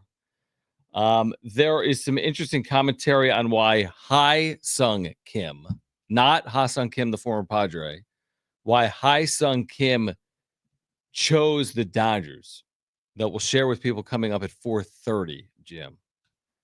Plus, it's easy to say this is a dumb take, but there's a Chris Rose take on Fernando Tatis Jr. that's just old and tired that we can react to as well. But right now, let's get to those. It's time for The Wrap, presented by Sombrero Mexican Food. Check out their website at sombreromex.com. Now, would you rather have Ha-Sung Kim or Ha-Sung Kim? I'd rather have Ho-Sung Kim. Who's that? I don't know. There's only one available now. He's the third triplet. But Ha-Sung Kim is going to be injured for, what, 2-3 months potentially? AC reported it was unlikely for him to return before mid-April. Okay, so a couple months. Yep. I would love Ha-Sung Kim back at the right price, but I don't think that's happening. Yeah, I mean, Ha-Sung Kim, the former Padre, has had a better career than Ha-Sung Kim Overall, who the Dodgers signed today. Now, Ha-Sung, this newcomer, is very speedy and a very good defender, and the Dodgers just signed him, and he probably fills a role that they're going to ask him to fill very well. And he's not making a ton of money. To your point, Ha-Sung, the former Padre, is going to make decent money, and he's coming off an injury, and truth be told, his bat has never played overly well in the majors. He's had moments. Yeah. But would I take Ha-Sung Kim back at the right price? To your point, yes, I would. And he probably provides much more of what the Padres are looking for, which isn't just some like defensive specialist speed guy. But unfortunately, he's not going to take anything less than a 4-year, $28 million deal, which is what he signed with the Padres. Right. So enjoy Milwaukee. Probably. Yeah. Or St. Louis. Yeah. Next question. Watch out for the slide. Is tomorrow a must-win game for the Aztecs at Boise State? I mean, every game feels in the Mountain West Conference this year like a must-win because the conference isn't as good as it has been in the past. You're not going to get a 5-team bid league this year. It's just not going to happen like it did last year. Probably going to get max 2. So you got to win these games. And like you said, when you lose a game like you did against Utah State, you're going to have to steal a game here somewhere. And stealing one tomorrow on the road against Boise State would be a nice start. It's not a must-win game, but you know me in bracketology. I follow everything. I saw today a bracketologist said San Diego State is the 6th to last team in. So there's so much basketball. I mean, the Aztecs have only played 11 times. They have 18 regular season games to play. So there will be additional twists and turns. I don't think they have to have it, but to your point, after losing to Utah State, they could use it. And if you ask me what's quote-unquote easier this weekend or next weekend they're at the Pit in New Mexico, which is never easy. This weekend they're in Boise. They haven't won there since 2020. I mean, they're both tough. You got to get one of the next 2 road games is what I would say. To feel good about where you are, you got to get one of the next 2 road games against Boise State or New Mexico. Next question. Where would be the best fit for Jimmy Butler? Did you see this? He just got suspended for 7 games to conduct detrimental to the team. I did, but the reason because he has said he doesn't want to be there, essentially. He said yesterday that essentially he's like, I'm done here. I don't have any joy playing basketball here. Yeah. And, the reports of him wanting out, and then Pat Riley coming out and saying we're not trading Jimmy Butler. And then today, Pat Riley's like, yeah, all right, screw it. We're ending this now. So, all right. 7 games is wild, by the way. Like anyway, a huge number, right? That's a huge number. Huge. Yeah. Best fit for Jimmy, I think Phoenix is a good fit with KD and Booker and Beal. I just don't know what they have to give up. Like, do they have enough to give up to get Jimmy Butler? Other than that, I don't know, man. I think like the Thunder would be a good spot because the Thunder are one of the best teams in the league. Shea is playing out of his mind. You bring in a vet presence, all-star type of player to be a second option to Shea. I think the Thunder would make a lot of sense because they have a lot of pieces to trade away in order to get a superstar player like Jimmy Butler. I have no clue. where would be a good fit. I do think San Diego would be a good fit because I think he lives here and he wears like San Diego Wave jerseys. And I see a lot of like content from him where he's in San Diego. Now, unfortunately, there's no team. Yeah. Oh, that's a problem there. Where do you play college, Marquette? Yeah, Marquette. Does he have eligibility? Bring him to San Diego. Okay. I like San Diego. He What could go back to Milwaukee, but they don't really have anything to give up for him either. What's his age right now, Jimmy Butler? He's in his 30s. Yeah. I know Just the Warriors curious. have been a team that like has Tired? been looking to get like a superstar player, but that would mean they have to trade Jonathan Kuminga. Is that good or bad?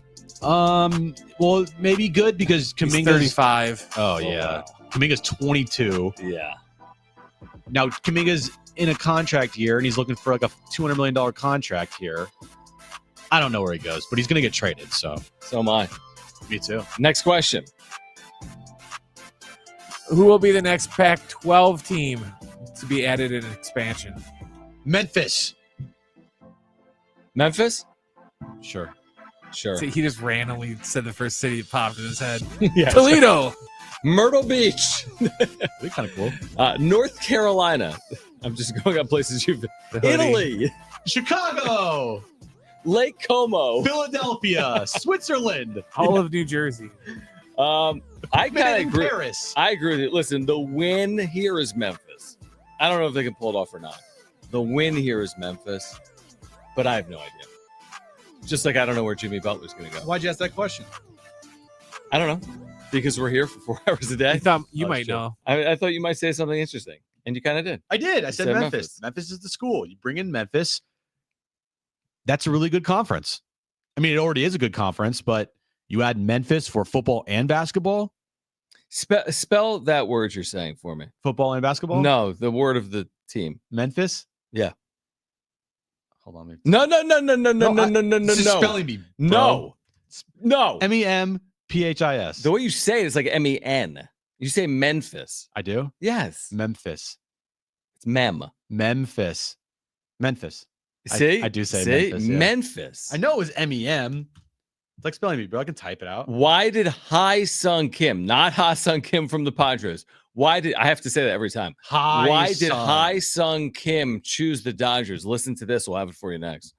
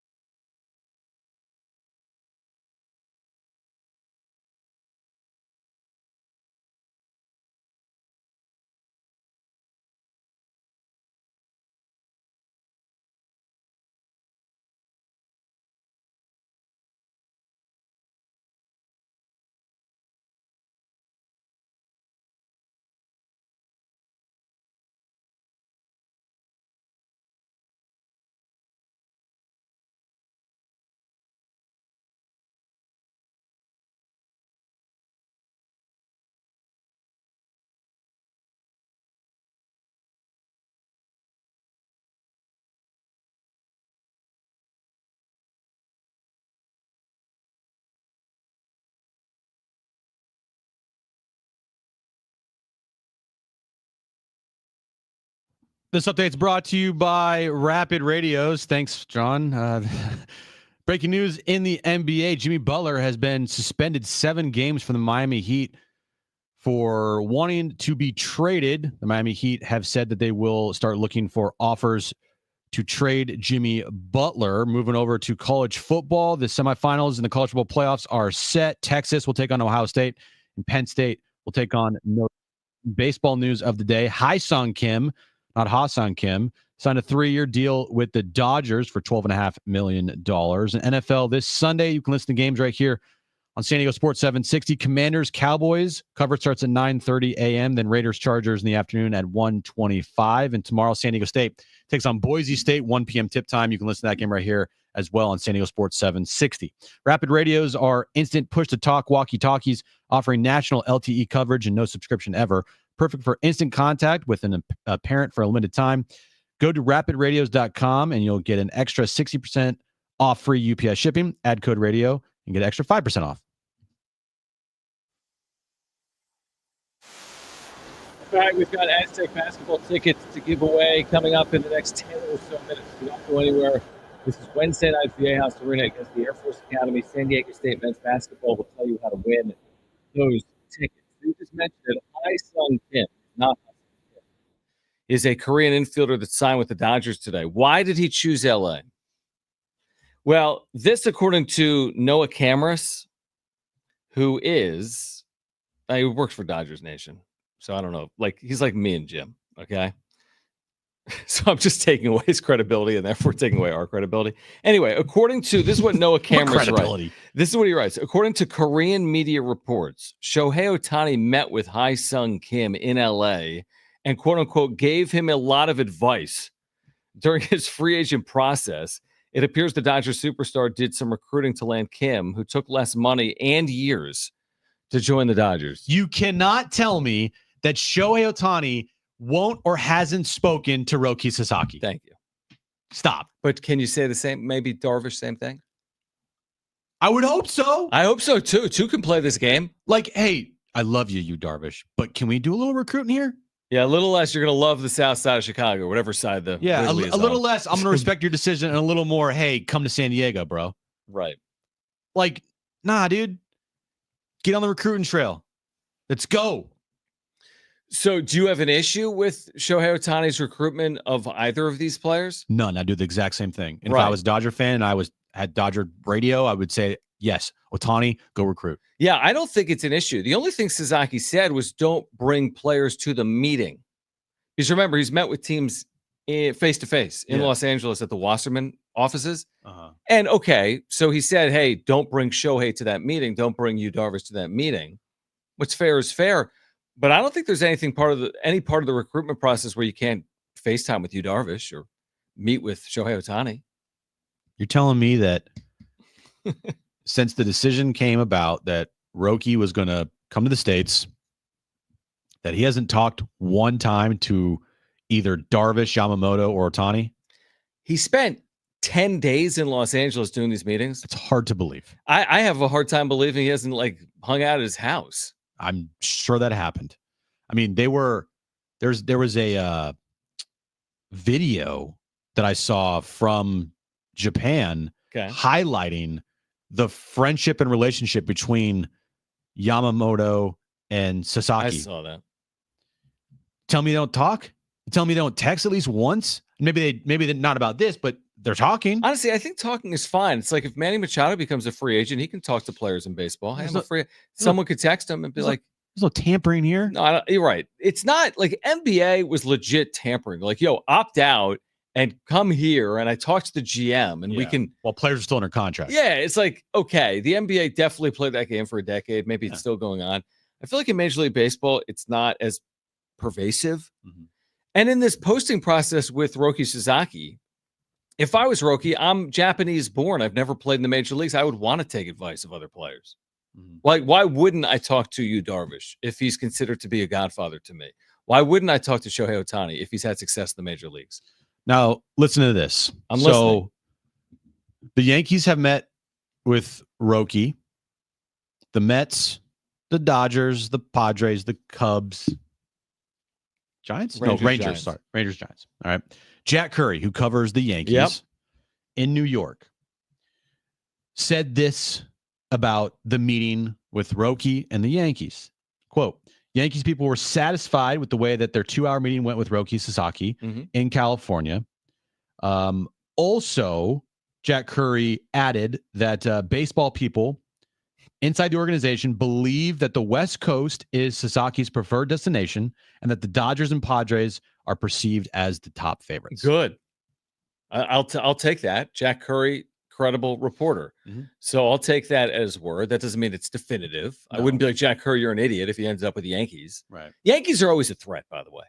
Like, if you have followed the history of international players coming over, the Yankees should be perceived as a threat. Right. But if it is to be believed, and we've heard that not just from Jack Curry, but others, that he prefers the West, good. You know what I mean? If we're having this conversation and we were covering the Atlanta Braves, I wouldn't feel great about it. But we're not covering the Atlanta Braves. We're covering the Padres. So I think that's a bit of good news. But the problem is with sports, there's no consolation prize. No. Like, if Roki on day one is introduced to the LA media and signs with the Dodgers, like, man, I was really torn between the Dodgers and the Padres. That doesn't make it better. That makes it worse. Way worse, dude. Wait, like, if he said Oh that, my God. I have so much respect for AJ Preller and you, Darvish, and I stayed up late at night, the night of the 15th. I didn't sleep. I flipped a coin, and it actually landed on Padres first, but 2 out of 3 Dodgers won. What if he said that? That's what the translator said he said. Can you imagine that was it? I flipped a coin, and I was going to do the first coin, but my translator said that do 2 out of 3. And each coin was both heads. Yeah, exactly. There's Heads on both sides. Right, and I said heads Dodgers, tails Padres. But can't you foresee that scenario where he chooses the Dodgers, and then because he's going to be so respectful, they're going to ask, like, why'd you choose the Dodgers? Like, you know what? I'm so glad you asked. It came down to the Dodgers and the Padres. I loved San Diego and the Padres. What an amazing organization. You'll not get this reference because you don't watch movies at all. Brent will get it. But I feel like it's the part in Infinity War where Doctor Strange is looking through all the possible scenarios and outcomes. He looks through 14 billion of them, and only one of them they win.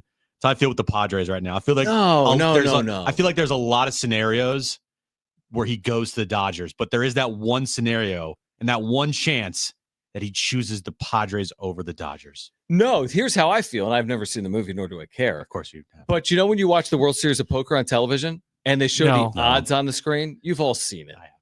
Yeah. I don't watch cards. Okay, well, whatever. I've watched it. Me watching cards on TV is like you watching the MCU. It's not going to happen. Fair. But you've seen it, Jim, and Yes, most of our listeners have seen it. And you know when they put up the odds and it says like 55% for one player, that's how I feel like it's 55-45. There might be more outs in the deck for the Dodgers than there are for the Padres, but I still think there's multiple outs in the deck for San Diego. No, it's not a 1 in 52, a 1 in an I know infinity it's not. stone. There's I no know way. That's not how 1 in infinity stone or whatever. It doesn't seem like that. That's kind of at times how I feel. Like, I do feel like the Padres have a chance at this. Right. I just also know if he goes to the Dodgers, then to me, it was like there was no shot at this with the Padres. That's fair. You know what I mean? Like, there was no shot. It was always going to be the Dodgers. Well, that's my fear, that the take is going to be like, was this an inside job? Exactly. Now, but then again, maybe it was an inside job and he just chose the Dodgers. Call me a fool for getting my hopes up. You're a fool. I'm a fool. You're a fool too. Because we both are sitting here. What other choice do we have to talk about Moises Gomez? I know, because the Padres haven't done jack squat. I mean, this franchise is banking everything they have on landing Roki or not. And they can tell you otherwise, but that's a load of crap. But are they, though? Because if they did or didn't land him, what changes with their offseason? It's not like if they don't land him, like, man, we were about to give Corbin Burns 211, but we really thought we were going to get Sasaki. If they don't land Roki, what is their plan B? I can't answer that. Okay. Because I feel like their plan B still involves potentially trading Dylan Cease, because in order to build a roster, you're going to need to offload somebody. If they land him? If they don't land him. If they land him, I still think trading Dylan Cease is definitely on the table, or trading Robert Suarez or Luis Suarez and you go into the season and your rotation is Cease, Roki, King, Darvish, Waldron, Vasquez, or you trade for another pitcher. Yeah, I mean, I would prefer that if they landed Roki, not to mess with the rotation. I would agree with that. But then I can't then prefer if they don't land Roki to move Dylan Cease. Well, because that just seems counterintuitive. Well, I agree, but if they don't land Roki, they're not going to go spend any money. How are they going to build up the rest of their roster? That I can't answer. Exactly. So something has to happen. A domino will fall somewhere. I just don't know exactly what. Yeah, you're right. And it will fall in 2 weeks. And when that domino falls, I'd much rather have it be with Roki in the fold than not. Yeah, if he is in the fold, it lessens the blow of seeing a guy like Dylan Cease potentially go, because you can fall back and say you have Roki. You had to trade Dylan Cease to keep and maybe re-sign Jurickson Profar. And in the Dylan Cease trade, you brought back two prospects that are major league ready. One of them is a pitcher, another's like an outfielder or a first baseman or whatever. And those two guys are in the rotation and in the fold to start the year. And you have those guys to build with. And of course you have Roki to build with as well. And maybe it helps you potentially re-sign Michael King. If those things happen, I can live with it. I won't be sitting here saying, "Oh, I'm so happy they traded Dylan Cease," but at least I can see a vision and live with it and move forward. Let's go to Darren real quick. But before we go to a break, Darren wants to comment on Roki. Darren, thanks for calling in. Happy New Year. You're on with Jon and Jim. Happy New Year, guys. Hey, real fast, I think if we don't get Roki Sasaki, or the entire Padres organization rests on us getting Sasaki or not, that's like the most dramatic thing I've ever heard possibly. Sasaki getting him would be huge, but if we don't, it's not like there's no reason to roll the team out there next year. In reality, he's probably going to be our number 3 starter. Now, a really talented one, hopefully, at that, but it's not like this is a paradigm-shifting thing if we don't get him. If we do, yes, it's huge, but it's not like you're losing a piece that we had last year that's going to totally tank your season. So, I don't know. I think people just need to temper their expectations. He's probably going to the Dodgers, and if he does, it's going to suck, but it doesn't mean that there's no reason that we couldn't still be a very, very good playoff caliber team next year. So I just think people need to relax with he's going to be the best thing ever, and if we don't, our season's over. Good call. Good perspective. Happy New Year, Darren. I'll disagree with that, because I think you land Roki, it sets you up for the future when at this moment in time, if you don't land him, your future is very murky, and they're not going to re-sign Dylan Cease. Re-signing Michael King's going to be a big task. Mm-hmm. If you had Roki, it can lessen some of those blows. But if you don't, you're going into a future. I'm not talking about this upcoming season. I'm talking about 26 and 27. You're dealing with a lot of situations where there's a lot of unknown. I just know they need some positive now. They absolutely need a positive. Call 877-767-4760 if you want Aztec tickets for Wednesday night at Viejas Arena against Air Force, San Diego State men's basketball. First 2 callers will be contestants for trivia. Call right now. 2 free tickets. Kick off the new year at Viejas with the Aztecs. 877-767-4760. Call right now. 877-767-4760. That's next.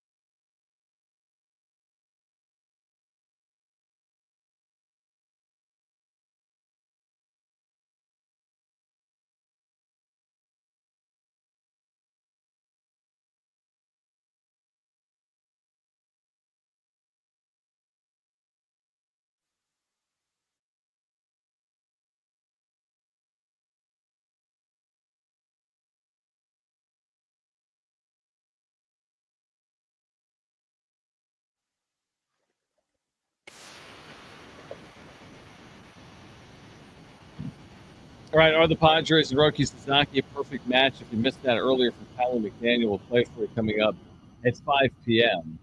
Plus some absurd take on Fernando Tatis. Absurd. Here at the 5 o'clock hour. Hit us up with the talkback mic. Just open the free iHeartRadio app. Listen to San Diego Sports 760. Tap that little microphone icon, Jim. Oh. Next to the play button to leave a 30-second talkback. You can do that on the all-new iHeartRadio app. Look, I'm even updating my iOS, guys. To see if it because works. someone said maybe you need to update your iOS. Maybe.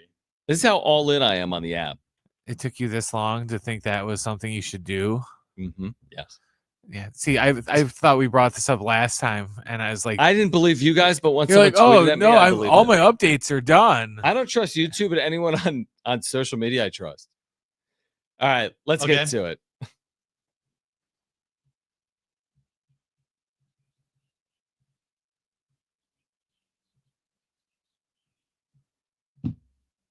All right, 3 questions, 2 contestants, 1 lifeline. Today's 2 contestants, we have Ryan and we have Alejandro. Ryan, you called in first. You have your choice of John or Jim. Who do you want to go with?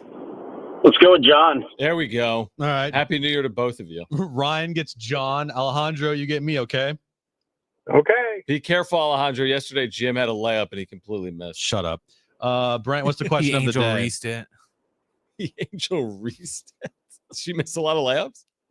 Yeah, where do you think all those offensive rebounds come from? Just taking shots at Angel Reese to start 2025. Random. Hey, man, you throw me a softball, I'm going to hit it out of the park. All right, guys, did you know that there are 6 teams in Major League Baseball that have spent less than $5 million this offseason? So today's question, name any of those 6 teams that have spent less than $5 million so far this offseason. All right. Alejandro, you're up first. What's your first guess? You do have a lifeline if you want to use it. I'll say the A's. The Oakland A's. It's always a good guess, but no, they spent this offseason. They spent like almost $100 million this offseason. Right, their big pitching acquisition was Severino, $63 million. Ryan, you're up. What's your first guess? You do have a lifeline if you want to use it. Padres. Padres. Great guess. On the list. They're not going to spend any money. Alejandro, back to you. What's your next guess? You do have a lifeline if you want to use it. I'll say the Royals. The Royals. No. Which means Ryan's the correct answer away, right? Yeah, Ryan could walk this off very quickly here with the correct answer. You still have a lifeline left if you want to use it, Ryan. What are you going to do? Let's go with the Pittsburgh Pirates. Pirates The for Pirates. No! How are the Pirates not on that list? Didn't They they had resign? that one because I forgot about the one they did earlier. They re-signed McCutcheon. McCutcheon. Yeah. Yeah. Alejandro, what's your final guess? You do have a lifeline if you want to use it to stay in the game. Yeah, I'll use the lifeline. All right. The Miami Marlins. Do you take that? Yeah, All right. I'll take it. There we go. How'd you know that, Jim? Because We talked about might it have an talked hour ago. about it earlier. Yeah. Ryan, to send this thing to overtime, what is your final guess? You do have a lifeline if you No, want to this use is for it. the win. Oh, This it's for the win. This is Sorry. for the win. For the win. My bad. All right, John, let's take it home. What do you got for me? We talked about it earlier, and I said the top 3 were the Marlins, Padres, and Cardinals in terms of fewest dollars spent. So if you believe me, then you're going to take the Cardinals. I'm going to believe you. All right. There you Well, then go. enjoy the Winner. Aztecs Wednesday night against Air Force at Viejas Arena. You have 2 free tickets. Now, I forget who else is on this list. In my mind, maybe Milwaukee. Yes. Who else? Twins and the White Sox. That's it. That's everyone. All right. So six of the 30, dude. 20% of the teams have spent nothing. Right? The Brewers are a Marlins have joke. The Marlins have literally spent Literally. nothing. Yeah, literally. You think the Brewers are a joke? Yeah, the way they do business in general. The way they do business is awful. Yet somehow they find a way to win like 87 games I know. by But they just let all skirting their the system. good players go. They trade David Williams. Yeah. They didn't re-sign Willie Adames. You're right. They gave away Corbin Burns. Other than Yeah, that, they won 93 games, and apparently, all the moves the Padres made last year, which was way more significant than anything the Brewers did. Somehow the Brewers get all the accolades, manager of the year and I did the executive update. of the year. That's That's great. great. And nobody cares about the Brewers. Okay. Everyone cares about my phone. Oh, did it work? No, I did the update. It's still not available to me. I think everyone has access. I just had someone Tag me, James. He says everyone should have access by Christmas Day. This is interesting. I don't know, dude. Do you have access to the all-new iHeartRadio app? Tag us at Jon and Jim and let us know. Or 70470 started with the word team. Are the Padres and Roki Sasaki a perfect match? You'll hear from Kylie McDaniel from ESPN on the other side. Plus, we're getting you ready for a big one in the Mountain West tomorrow. San Diego State and Boise State. Hour 4 of Jon and Jim next.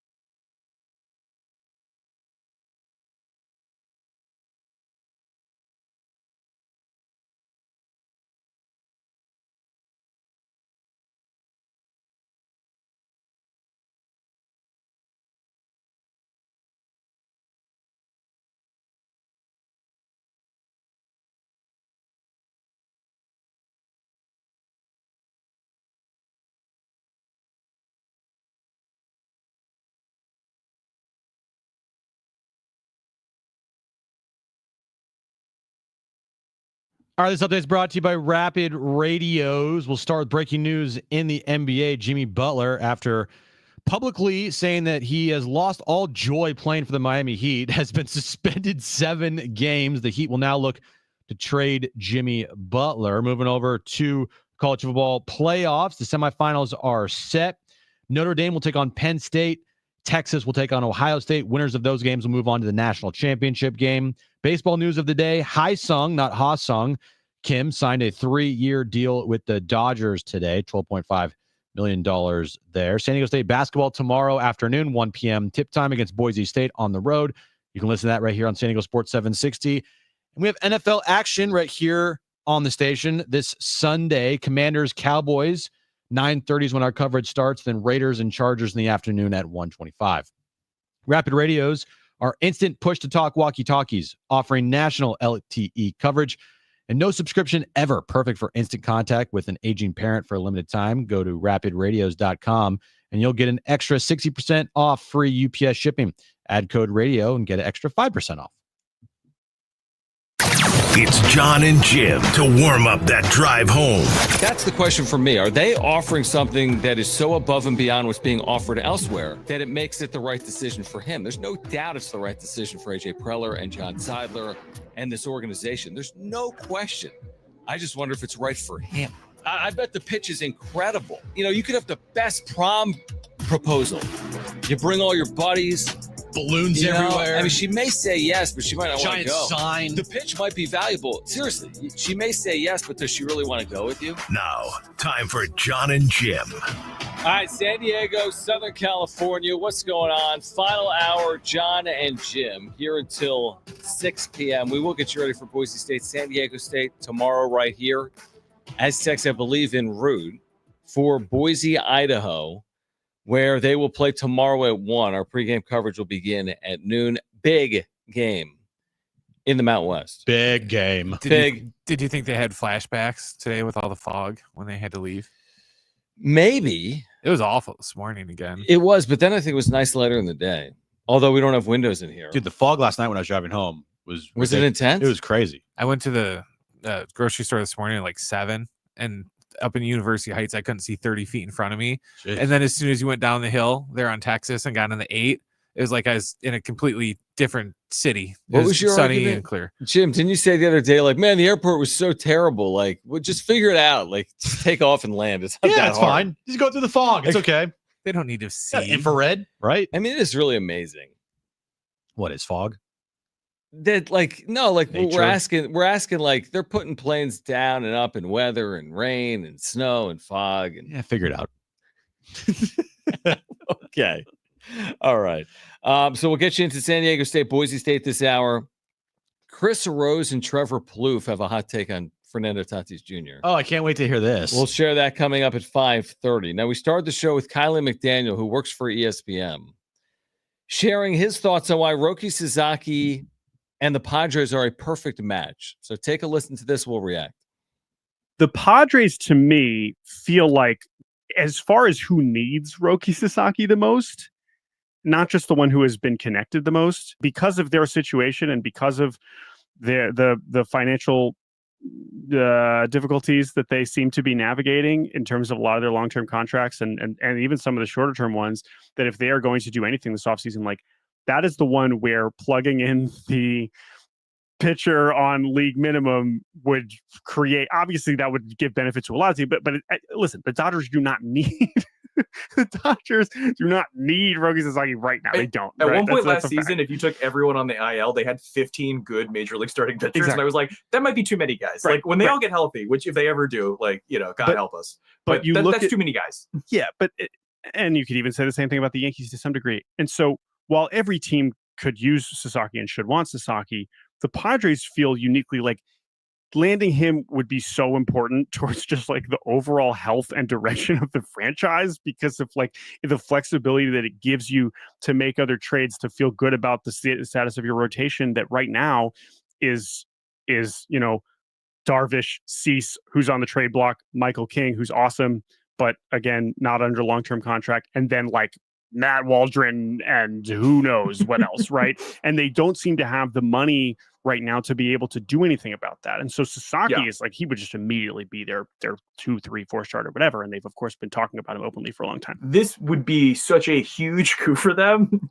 that I have to assume that they're coming with the best pitch, with the most sort of comprehensive book of things of the Joel Wolf called it the Roki Film Festival. I'm like, I'm assuming that whatever he said was the most impressive. All of them were from the Padres because they are incentivized and have the people that would do this sort of thing that would, the Dodgers, it wouldn't necessarily change the like outlook for the franchise. Like they would probably still think about them the same way. With the Padres, it could change the franchise. Yeah, it's not just us that are saying things like this. It's Thank you. Kylie McDaniel and others as well that are dialed in to the baseball world, insiders. Like, look, the Padres, out of the teams that are in on Roki, might need him the most because of not only like the future of their rotation, how it sets up, but also they're dealing with the team in their division and in the National League that is a juggernaut, and they're going to need all the help they can get.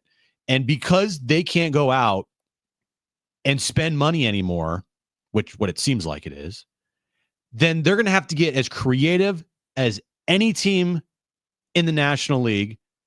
And this right here is like their golden ticket of creativity that they could pull off. Okay, so we started the show talking about this, and I agree with your points, and I'll make the similar point I made 3 hours ago, which is like, yes, they need him. Badly. Does he need them? I look, I understand the question, but I'm looking at the conversation right here about like the Padres need Roki more than any of these teams that are in on him. I understand where you're coming from. Like, does Roki need them? I mean, but truthfully, like wherever Roki goes, he's going to pick a place that he feels like he can develop there the best. Like if he goes to Texas, does Roki need the Rangers? You know, like does Roki need the Giants? It's like, not about need, but like what separates? Well, what separates is going to have to be what I've been saying is Ruben Niebla, the pitching development that he brings, the advanced analytics, you know, like being like those types of things. Like the ballpark should play a factor. Sure. Right. Petco's a great pitching ballpark, you know. Right. But from a Padre standpoint, from a team standpoint, like, yeah, the Padres need Roki more than I feel all like these other teams. any of the teams that are in on him. I agree. And if he goes to San Diego, the match does feel perfect because he slides right in. He can help you right away. Right. You can develop him. And then if you get to a situation where, God forbid, you don't have both Dylan Cease and Michael King after this year, well, you got Roki and you got Darvish and you got a returning Joe. And maybe if they make a trade for a pitcher that you can have here for a couple seasons, like you feel okay with it. But what if this guy is Paul Skeens 2.0, John? That'd be great. I mean, what if he's a 3-time future Cy Young Award winner? Then it's 100% one of the most important like moments of the last 5 years for the Padres. It's a big move if he's got a 4 ERA the next 3 years and he makes 30 starts in 2026 and 2027. I mean, I could make a compelling argument for the Padres. I do think they check boxes. I think Yu Darvish matters. I think the West matters. I think they've won at a decent enough clip. I think Ruben Niebla has developed pitchers enough.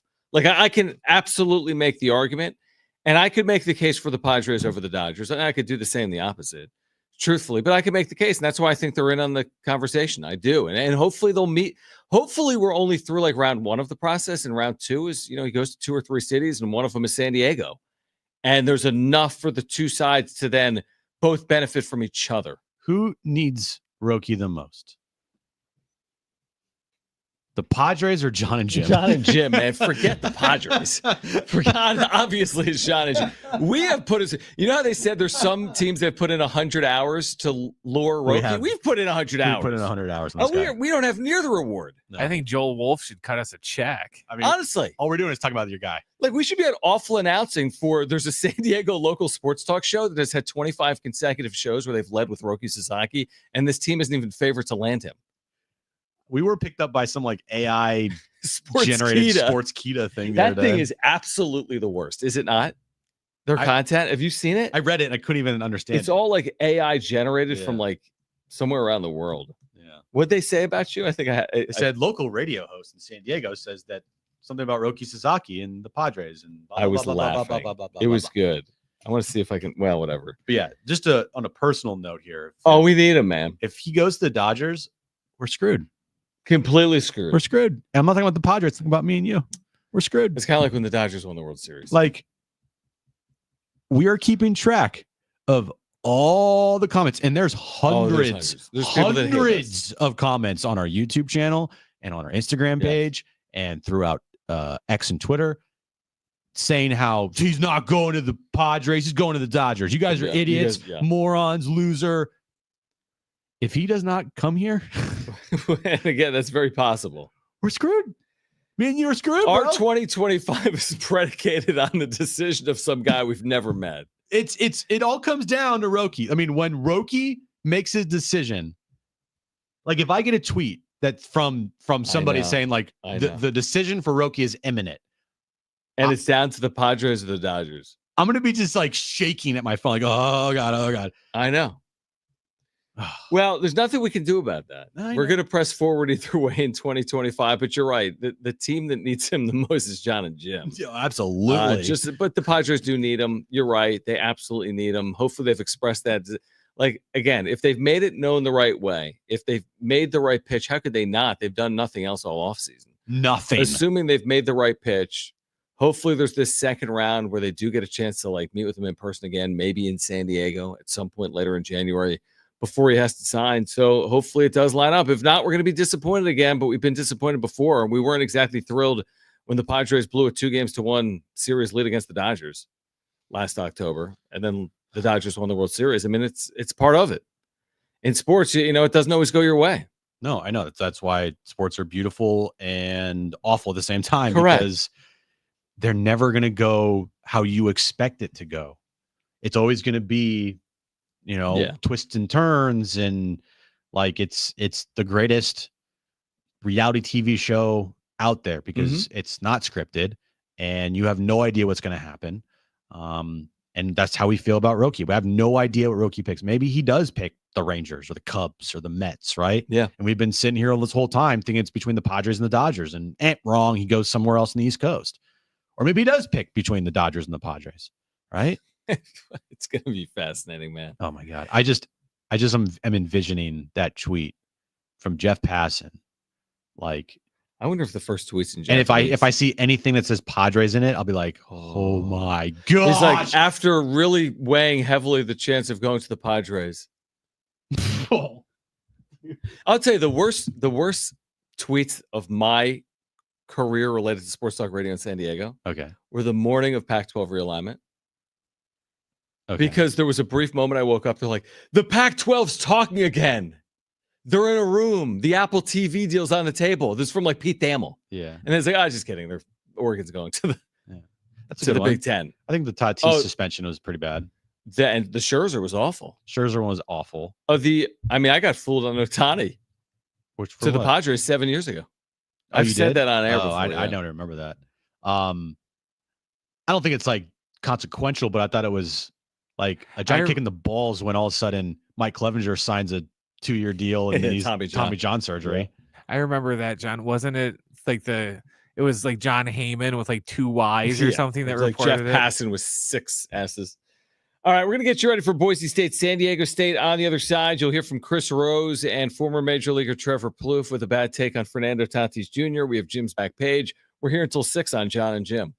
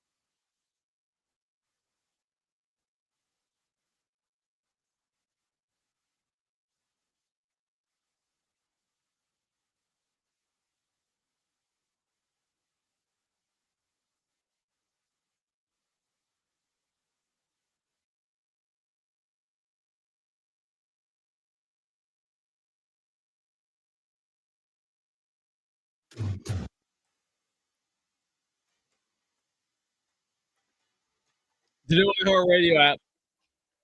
Download it. Real quick, what are you watching? I'm watching Michigan State, Ohio State basketball. Kind of Not weird. Not egregious. I'm Not watching. egregious. Not egregious. No, it's not.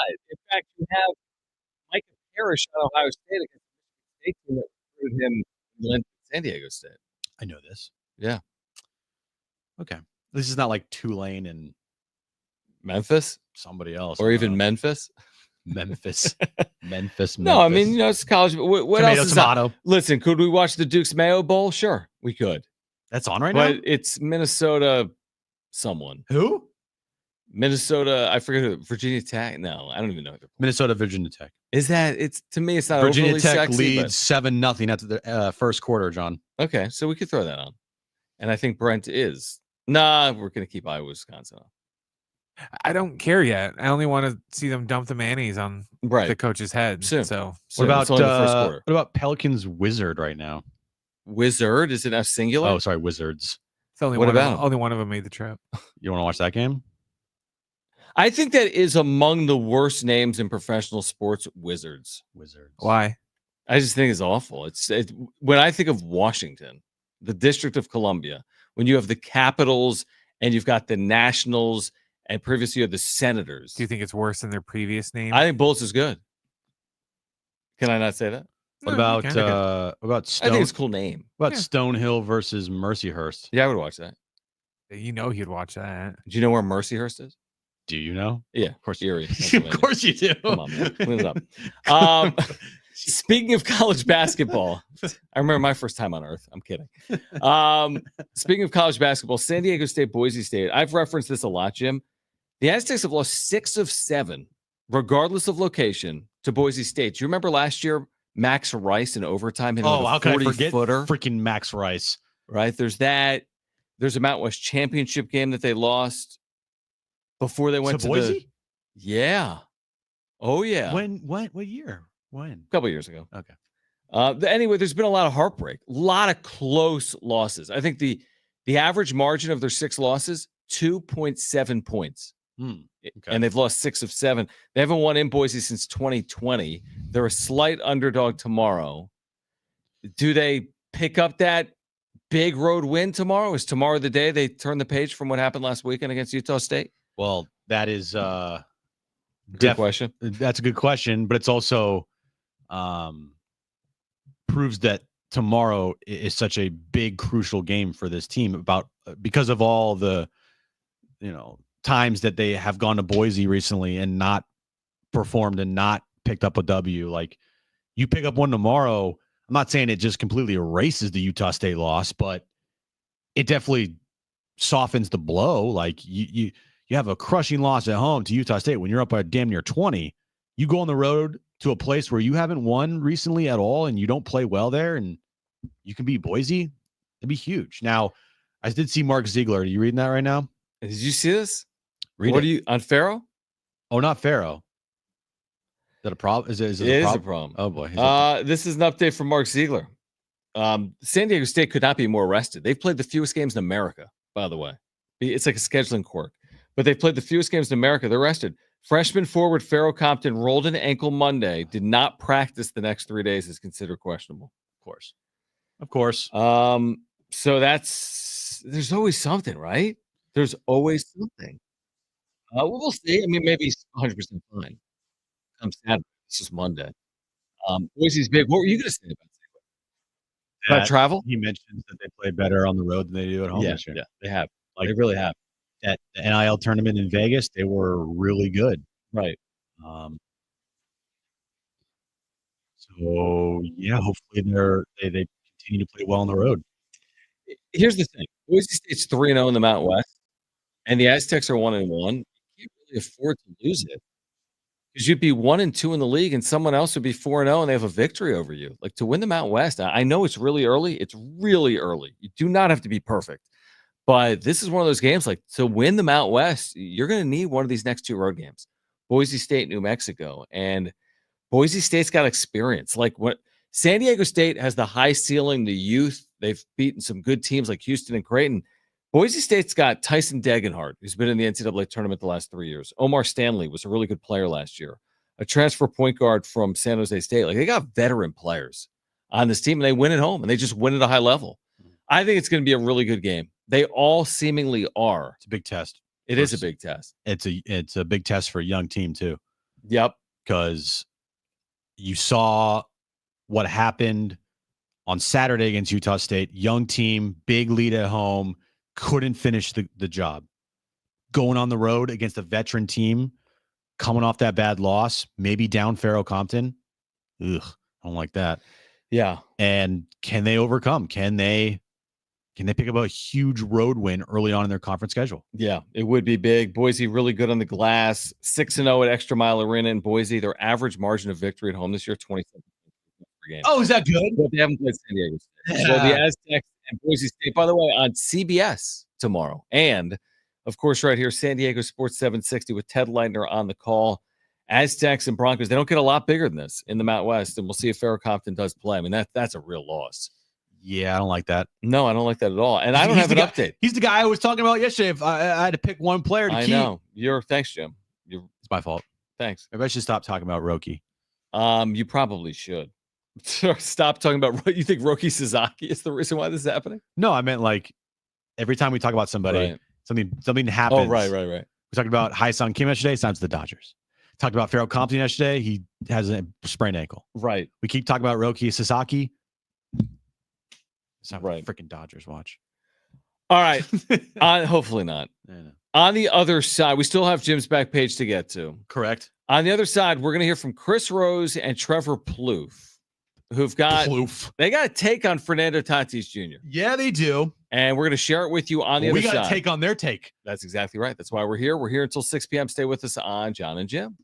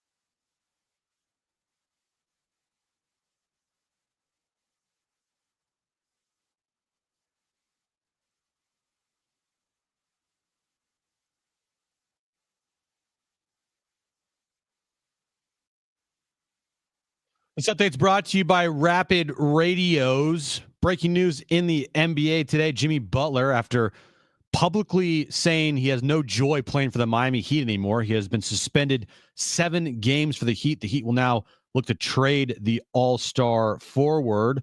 College football playoff semifinals are set. Texas will take on Ohio State. Notre Dame will take on Penn State. Winners of those games will move on to the national championship game. Baseball news of the day. Hae-Sung Kim, not Ha-Sung Kim, signed a 3-year deal with the Dodgers for $12.5 million. San Diego State will take on Boise State tomorrow at 1 p.m. Farrell Compton, according to Mark Ziegler, is questionable for the game after rolling his ankle in practice on Monday. You can listen to that game right here on San Diego Sports 760. In NFL this weekend on 760, Commanders Cowboys at 9:30 a.m. Raiders Chargers at 1:25. You can listen to all those games right here on San Diego Sports 760. Rapid Radios are instant push-to-talk walkie-talkies offering national LTE coverage and no subscription ever. A great alternative to a mobile phone for your kids. For a limited time, go to rapidradios.com now for 60% off and free UPS shipping. Add code radio and get an extra 5% off.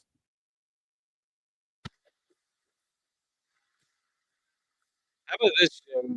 Francis Romero, we've mentioned the name before. He covers Major League Baseball internationally.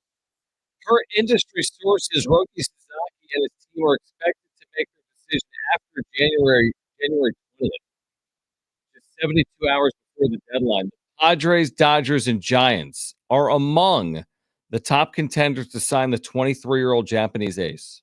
Francis Romero. Roki Sasaki is not expected to make his decision until after January 20th, within 72 hours of his deadline, which I think is the end of January 23rd. And he lists the Padres, Dodgers, and Giants. I mean, that kind of squeezes it down from the 7 teams he's met with to 3 teams, Padres, Dodgers, and Giants. He doesn't say there aren't other contenders. He says they're among the top contenders. We got to wait longer? Come on, man. Come on. You really need longer than 40 days? Now you put the Giants in the mix? Right. There's always that. Good way to piss off Padre and Dodger fans. Dude, like, what? Exactly. I'm like, just like thinking to myself, okay, it's like the Juan Soto thing. Like you're sitting there really every day. You're like, I'm going to cross that team off the list. Right. Like, what else do you need to know? I mean, maybe you're meeting because maybe you get back to the U.S. January 15th and you meet with teams. Okay, makes sense. Yeah, if you had meetings set up for 5 days, you're going to be in Los Angeles, San Diego, Chicago. You know, that does make sense. Yeah, because you're what? That would put you at 20 days out? From spring training, yeah. No, 20 days out from now. Well, it's the 3rd. Yeah, 17 days. But also, you'd be 20 days out from spring training. So, like, you're just waiting. To your point on, like, is Preller waiting? The point we've all made. How long? I mean, you have to wait. You have no choice. You have to wait for Roki Sasaki to make his decision. But then you're going to have a cram session from an organization perspective because the season's kind of upon us by the time he makes his decision. It's almost going to be February. I can't take it anymore, bro. I can't take it. I can't take it anymore. The good news is we'll have more shows on the topic. This freaking team is not going to make any freaking moves before Roki makes a decision. So it's like, this fan base, I mean, it's in a blender right now. It's It just is. You're just waiting. Just waiting for this team to make some mid move. Or land Roki Sasaki. Or land Roki, yeah. That's a great, yeah. All right. Chris Rose, formerly MLB Network, has a podcast like everyone, like me and Jim. And he has Trevor Plouffe with him, former major leaguer. And they comment on watching Fernando Tatis Jr. play. The reason they're talking about Tatis, well, they cover baseball, but also because Tatis turned 26 yesterday. So they're talking about Fernando Tatis Jr. Let's listen to this and react. Fernando Tatis, happy birthday, turned 26 on Thursday. What do you think the baseball public thinks about him right now, 5 years into his career? It's so different, Chris. I think different age levels think different things of him.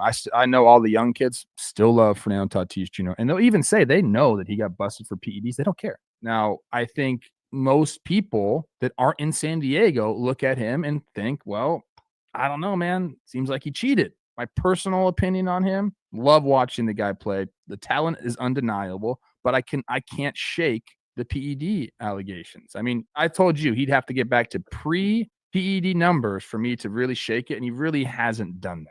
I still love watching him play. I really do. Yeah, how could you Now, not? in 20 years, when he's going to be up for the Hall of Fame, because I think he's going to play a really long time, I'm going to look back and I'm going to say he failed a drug test. And if I had a vote, I wouldn't vote for him for the Hall of Fame. But that's so far down the road. He has served his time. Was I buying his ringworm thing? I don't know. But whatever it was, you're responsible for what you put in your body. And so I just wouldn't vote for him for the Hall of Fame. It doesn't mean I can't enjoy watching him now still. Again, I love watching him play. I'm okay with the kids, emulating him or just enjoying watching him as well. Like, I don't have a problem with that. But yeah, I mean, if you're asking me personally, I think back to that because I played with guys who were on PEDs, and it pisses me off, man. You want a level playing field. It's the only thing you ask for.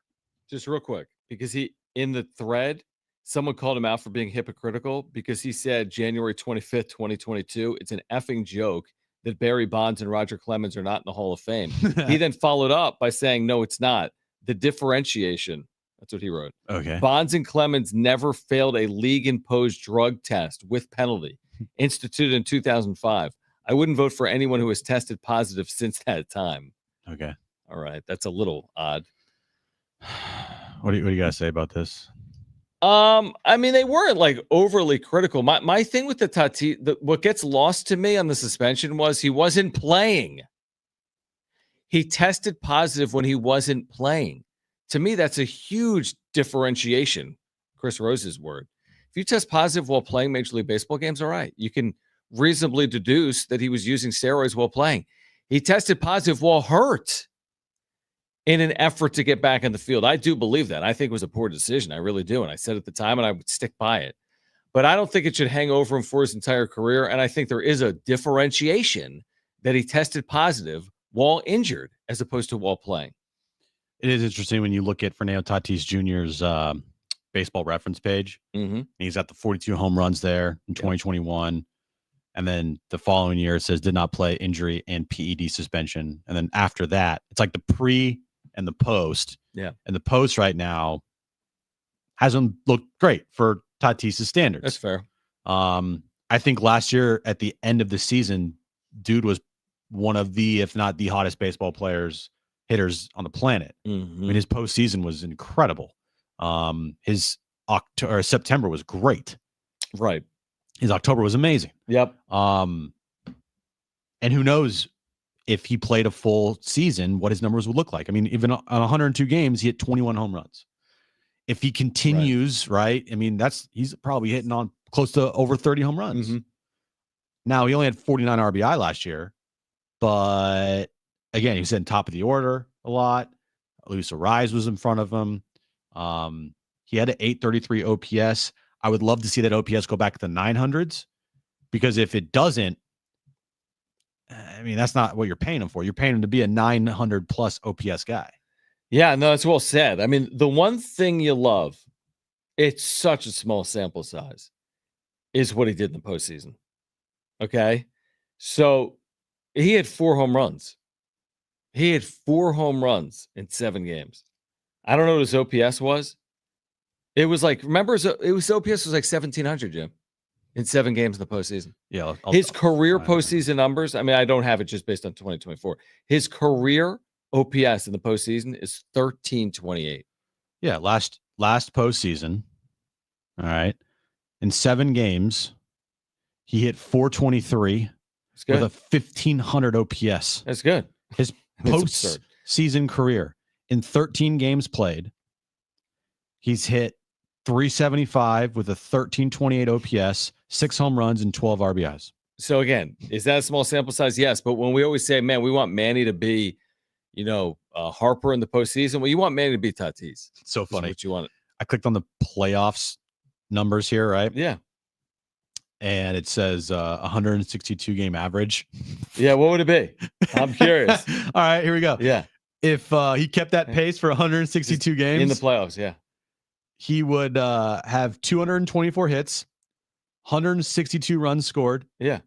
62 doubles, How many homers? 75 home runs, Perfect. 150 RBIs. That's what we're looking for. That's the type of season. They're right. Until he gets to that year. No, I mean, 1328 OPS. Guy's special. An 854 slug. I mean, he's had some huge postseason moments already. None bigger than 2 home runs in a game against St. Louis, by the way. Yeah, I am not going to be like Trevor Plouffe. Yeah. And be like, oh man, this guy, every time I watch him, take a thing of steroids. I really don't think people think that with Tatis. The one thing I will say though is like, if he does not have another season where he hits 40 home runs again, then it's going to be kind of hard to shake that a little bit. It's only 20. He just turned 26. So he's got, look at it this way, 26, 27, 28, 29. He has 4 more years in his 20s. Like, he has plenty of opportunities to have a 40 home run year. Plenty. I just need Tatis to stay freaking healthy, dude. Yeah, that's more important. Like, almost. just give me a season where you play 150 plus games. Yeah, hit 33 home runs. Give me a full season where you don't go on the IL, where you're not injured. Because right now, has it happened? You've missed more games than you've played. There was the year where he came back from PEDs. He actually was healthy. 141 games. Yeah, that's pretty good. With a 20-game suspension in there. Next step is over 150. You got to play 150 games. That's right. And you got to produce. Like, I mean, in 5 years, John, he's accumulated a WAR of 21.7. Yeah, really good. It's pretty good. Playing never. He doesn't play. Yeah, playing only half the games he could play over that 5-year period. And he's a what? He's a 2-time All-Star. He's a Gold Glove outfielder. Top 3 in MVP Platinum voting? Glove outfielder. He's a 2-time Silver Slugger. How many times is he top 3 in MVP voting? Twice? He's top 3 MVP voting once. Top 5 MVP voting twice. Finished 3rd in Rookie of the Year. He was an All-Star last year, if you remember. Dude, if this PED thing never was a story or never affected him, even with all the missed time, it's still a problem. It would still be a problem, and you wonder how much he could compile because you got to be on the field. How many home runs has he hit in his career? 127. I mean, throw out a number right now that you would take for Tatis for his career, real quick. 420. 420. He's 5 years in, and he's hit 127. 420 might be a big number. Probably you're right. Yeah. I mean, I was honestly, I was gonna say, just so in my head, just so you know, I was close. I was 399. Okay, he would have played the higher or lower or than 400. 400. I mean, that's the 50-50. That's basically the knife's edge, maybe that he'll ride. We'll see, unless he has another 45 home run season. Well, just stay healthy first, because at the end of the year, what we were talking about with Tatis is like his MO now, to me, isn't about the PEDs. It's about his health. It's about his health. Dude, he was in Korea. The first day of the season, he had like a broken leg. Yeah. He is the ultimate, if healthy. Yes. Like every conversation you have about Tatis has to involve the words, if healthy. 100%. You cannot have a conversation about him without saying that, because that's what it is. And I'm seeing him on Instagram, like, have you been following? Oh yeah, he's like dude's hiking in the club, and love swimming, it. Swimming, playing. He's playing golf, like doing Happy Gilmore swings. Like, okay, great. Stay healthy. Stay healthy. Stay healthy. All right, Jim's back page coming up next.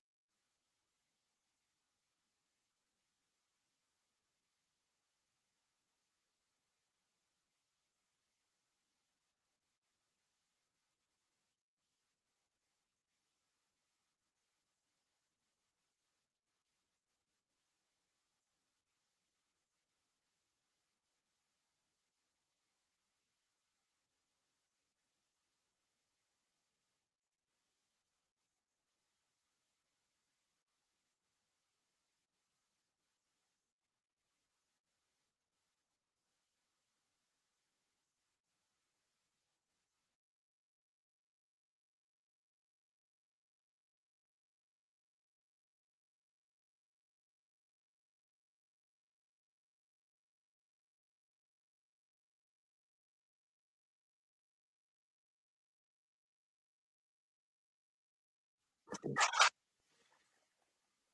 right, join us tomorrow at noon. Myself, Ben Fletcher, Brett Sperry, Ted Leiter will be in Boise. So will KJ Lyman.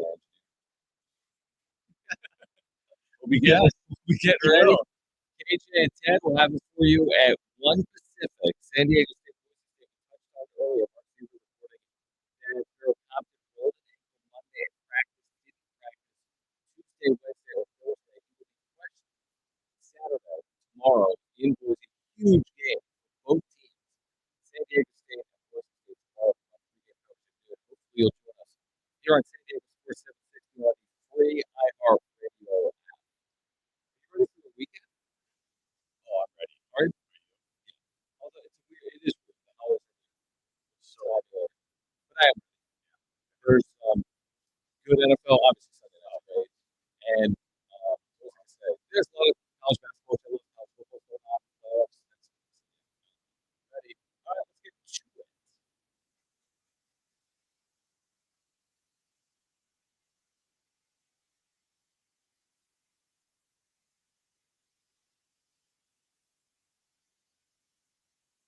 Would you say Bill Walton is one of the top 5 sports figures in San Diego history? Yeah. Yes.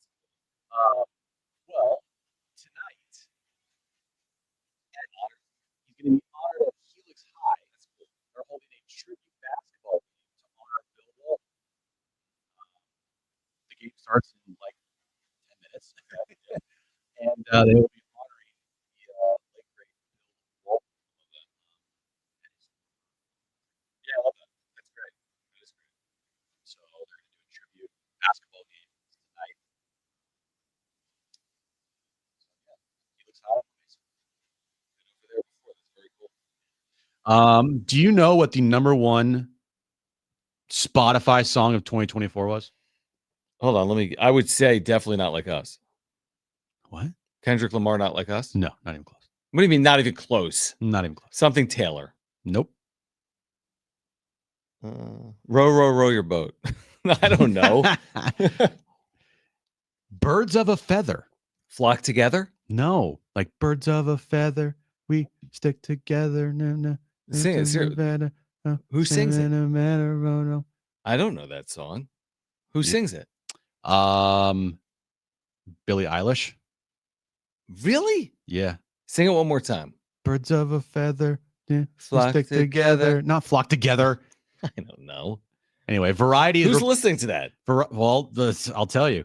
Variety is reporting that Birds of a Feather racked up 1.7 billion total streams on Spotify by the end of 2024.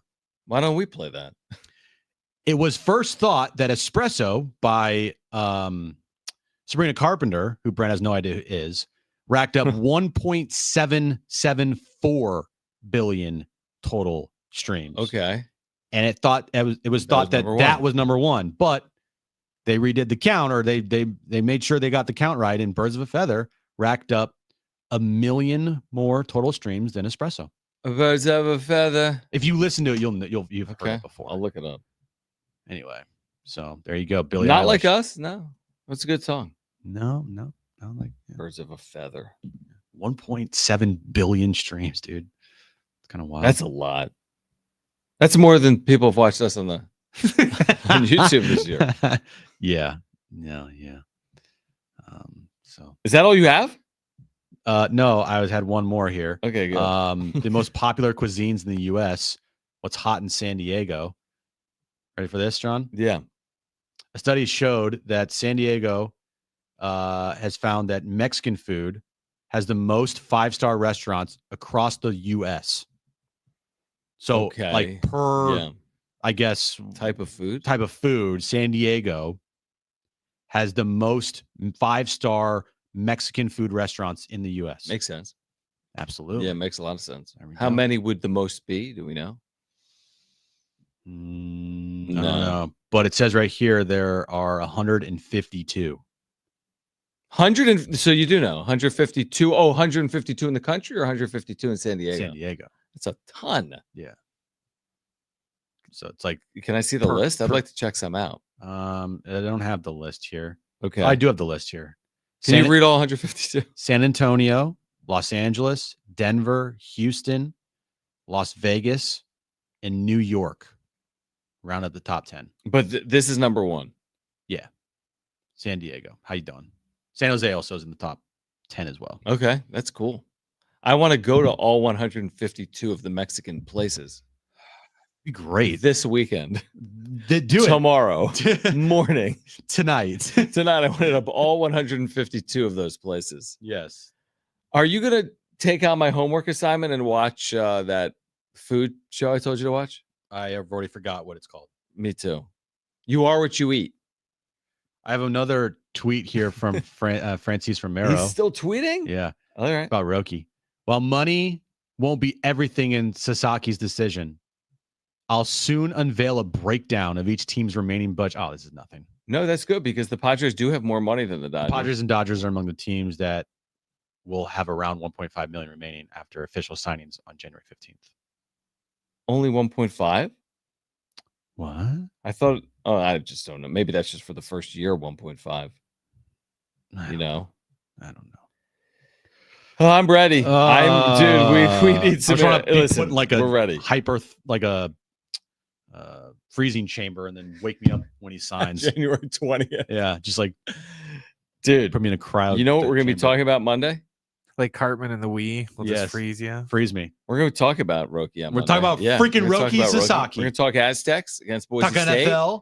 Talk NFL. We'll get you ready for the playoff matchups.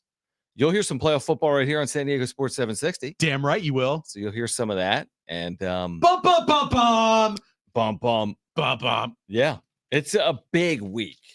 NFL playoffs, college football semifinals, Aztecs basketball, the official start. Like this was the unofficial start to the new year. The first full week, everyone's back. Yeah, Monday. Kids are back in going school. Right into an NFL playoff weekend, right into a college football playoff semifinals. Yeah. College basketball. We're still talking Roki Sasaki. We will forever be talking Roki.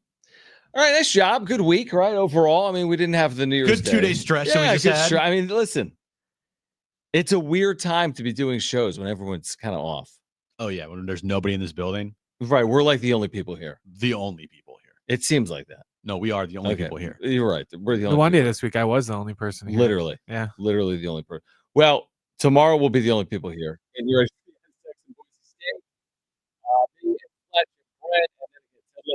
1 p.m.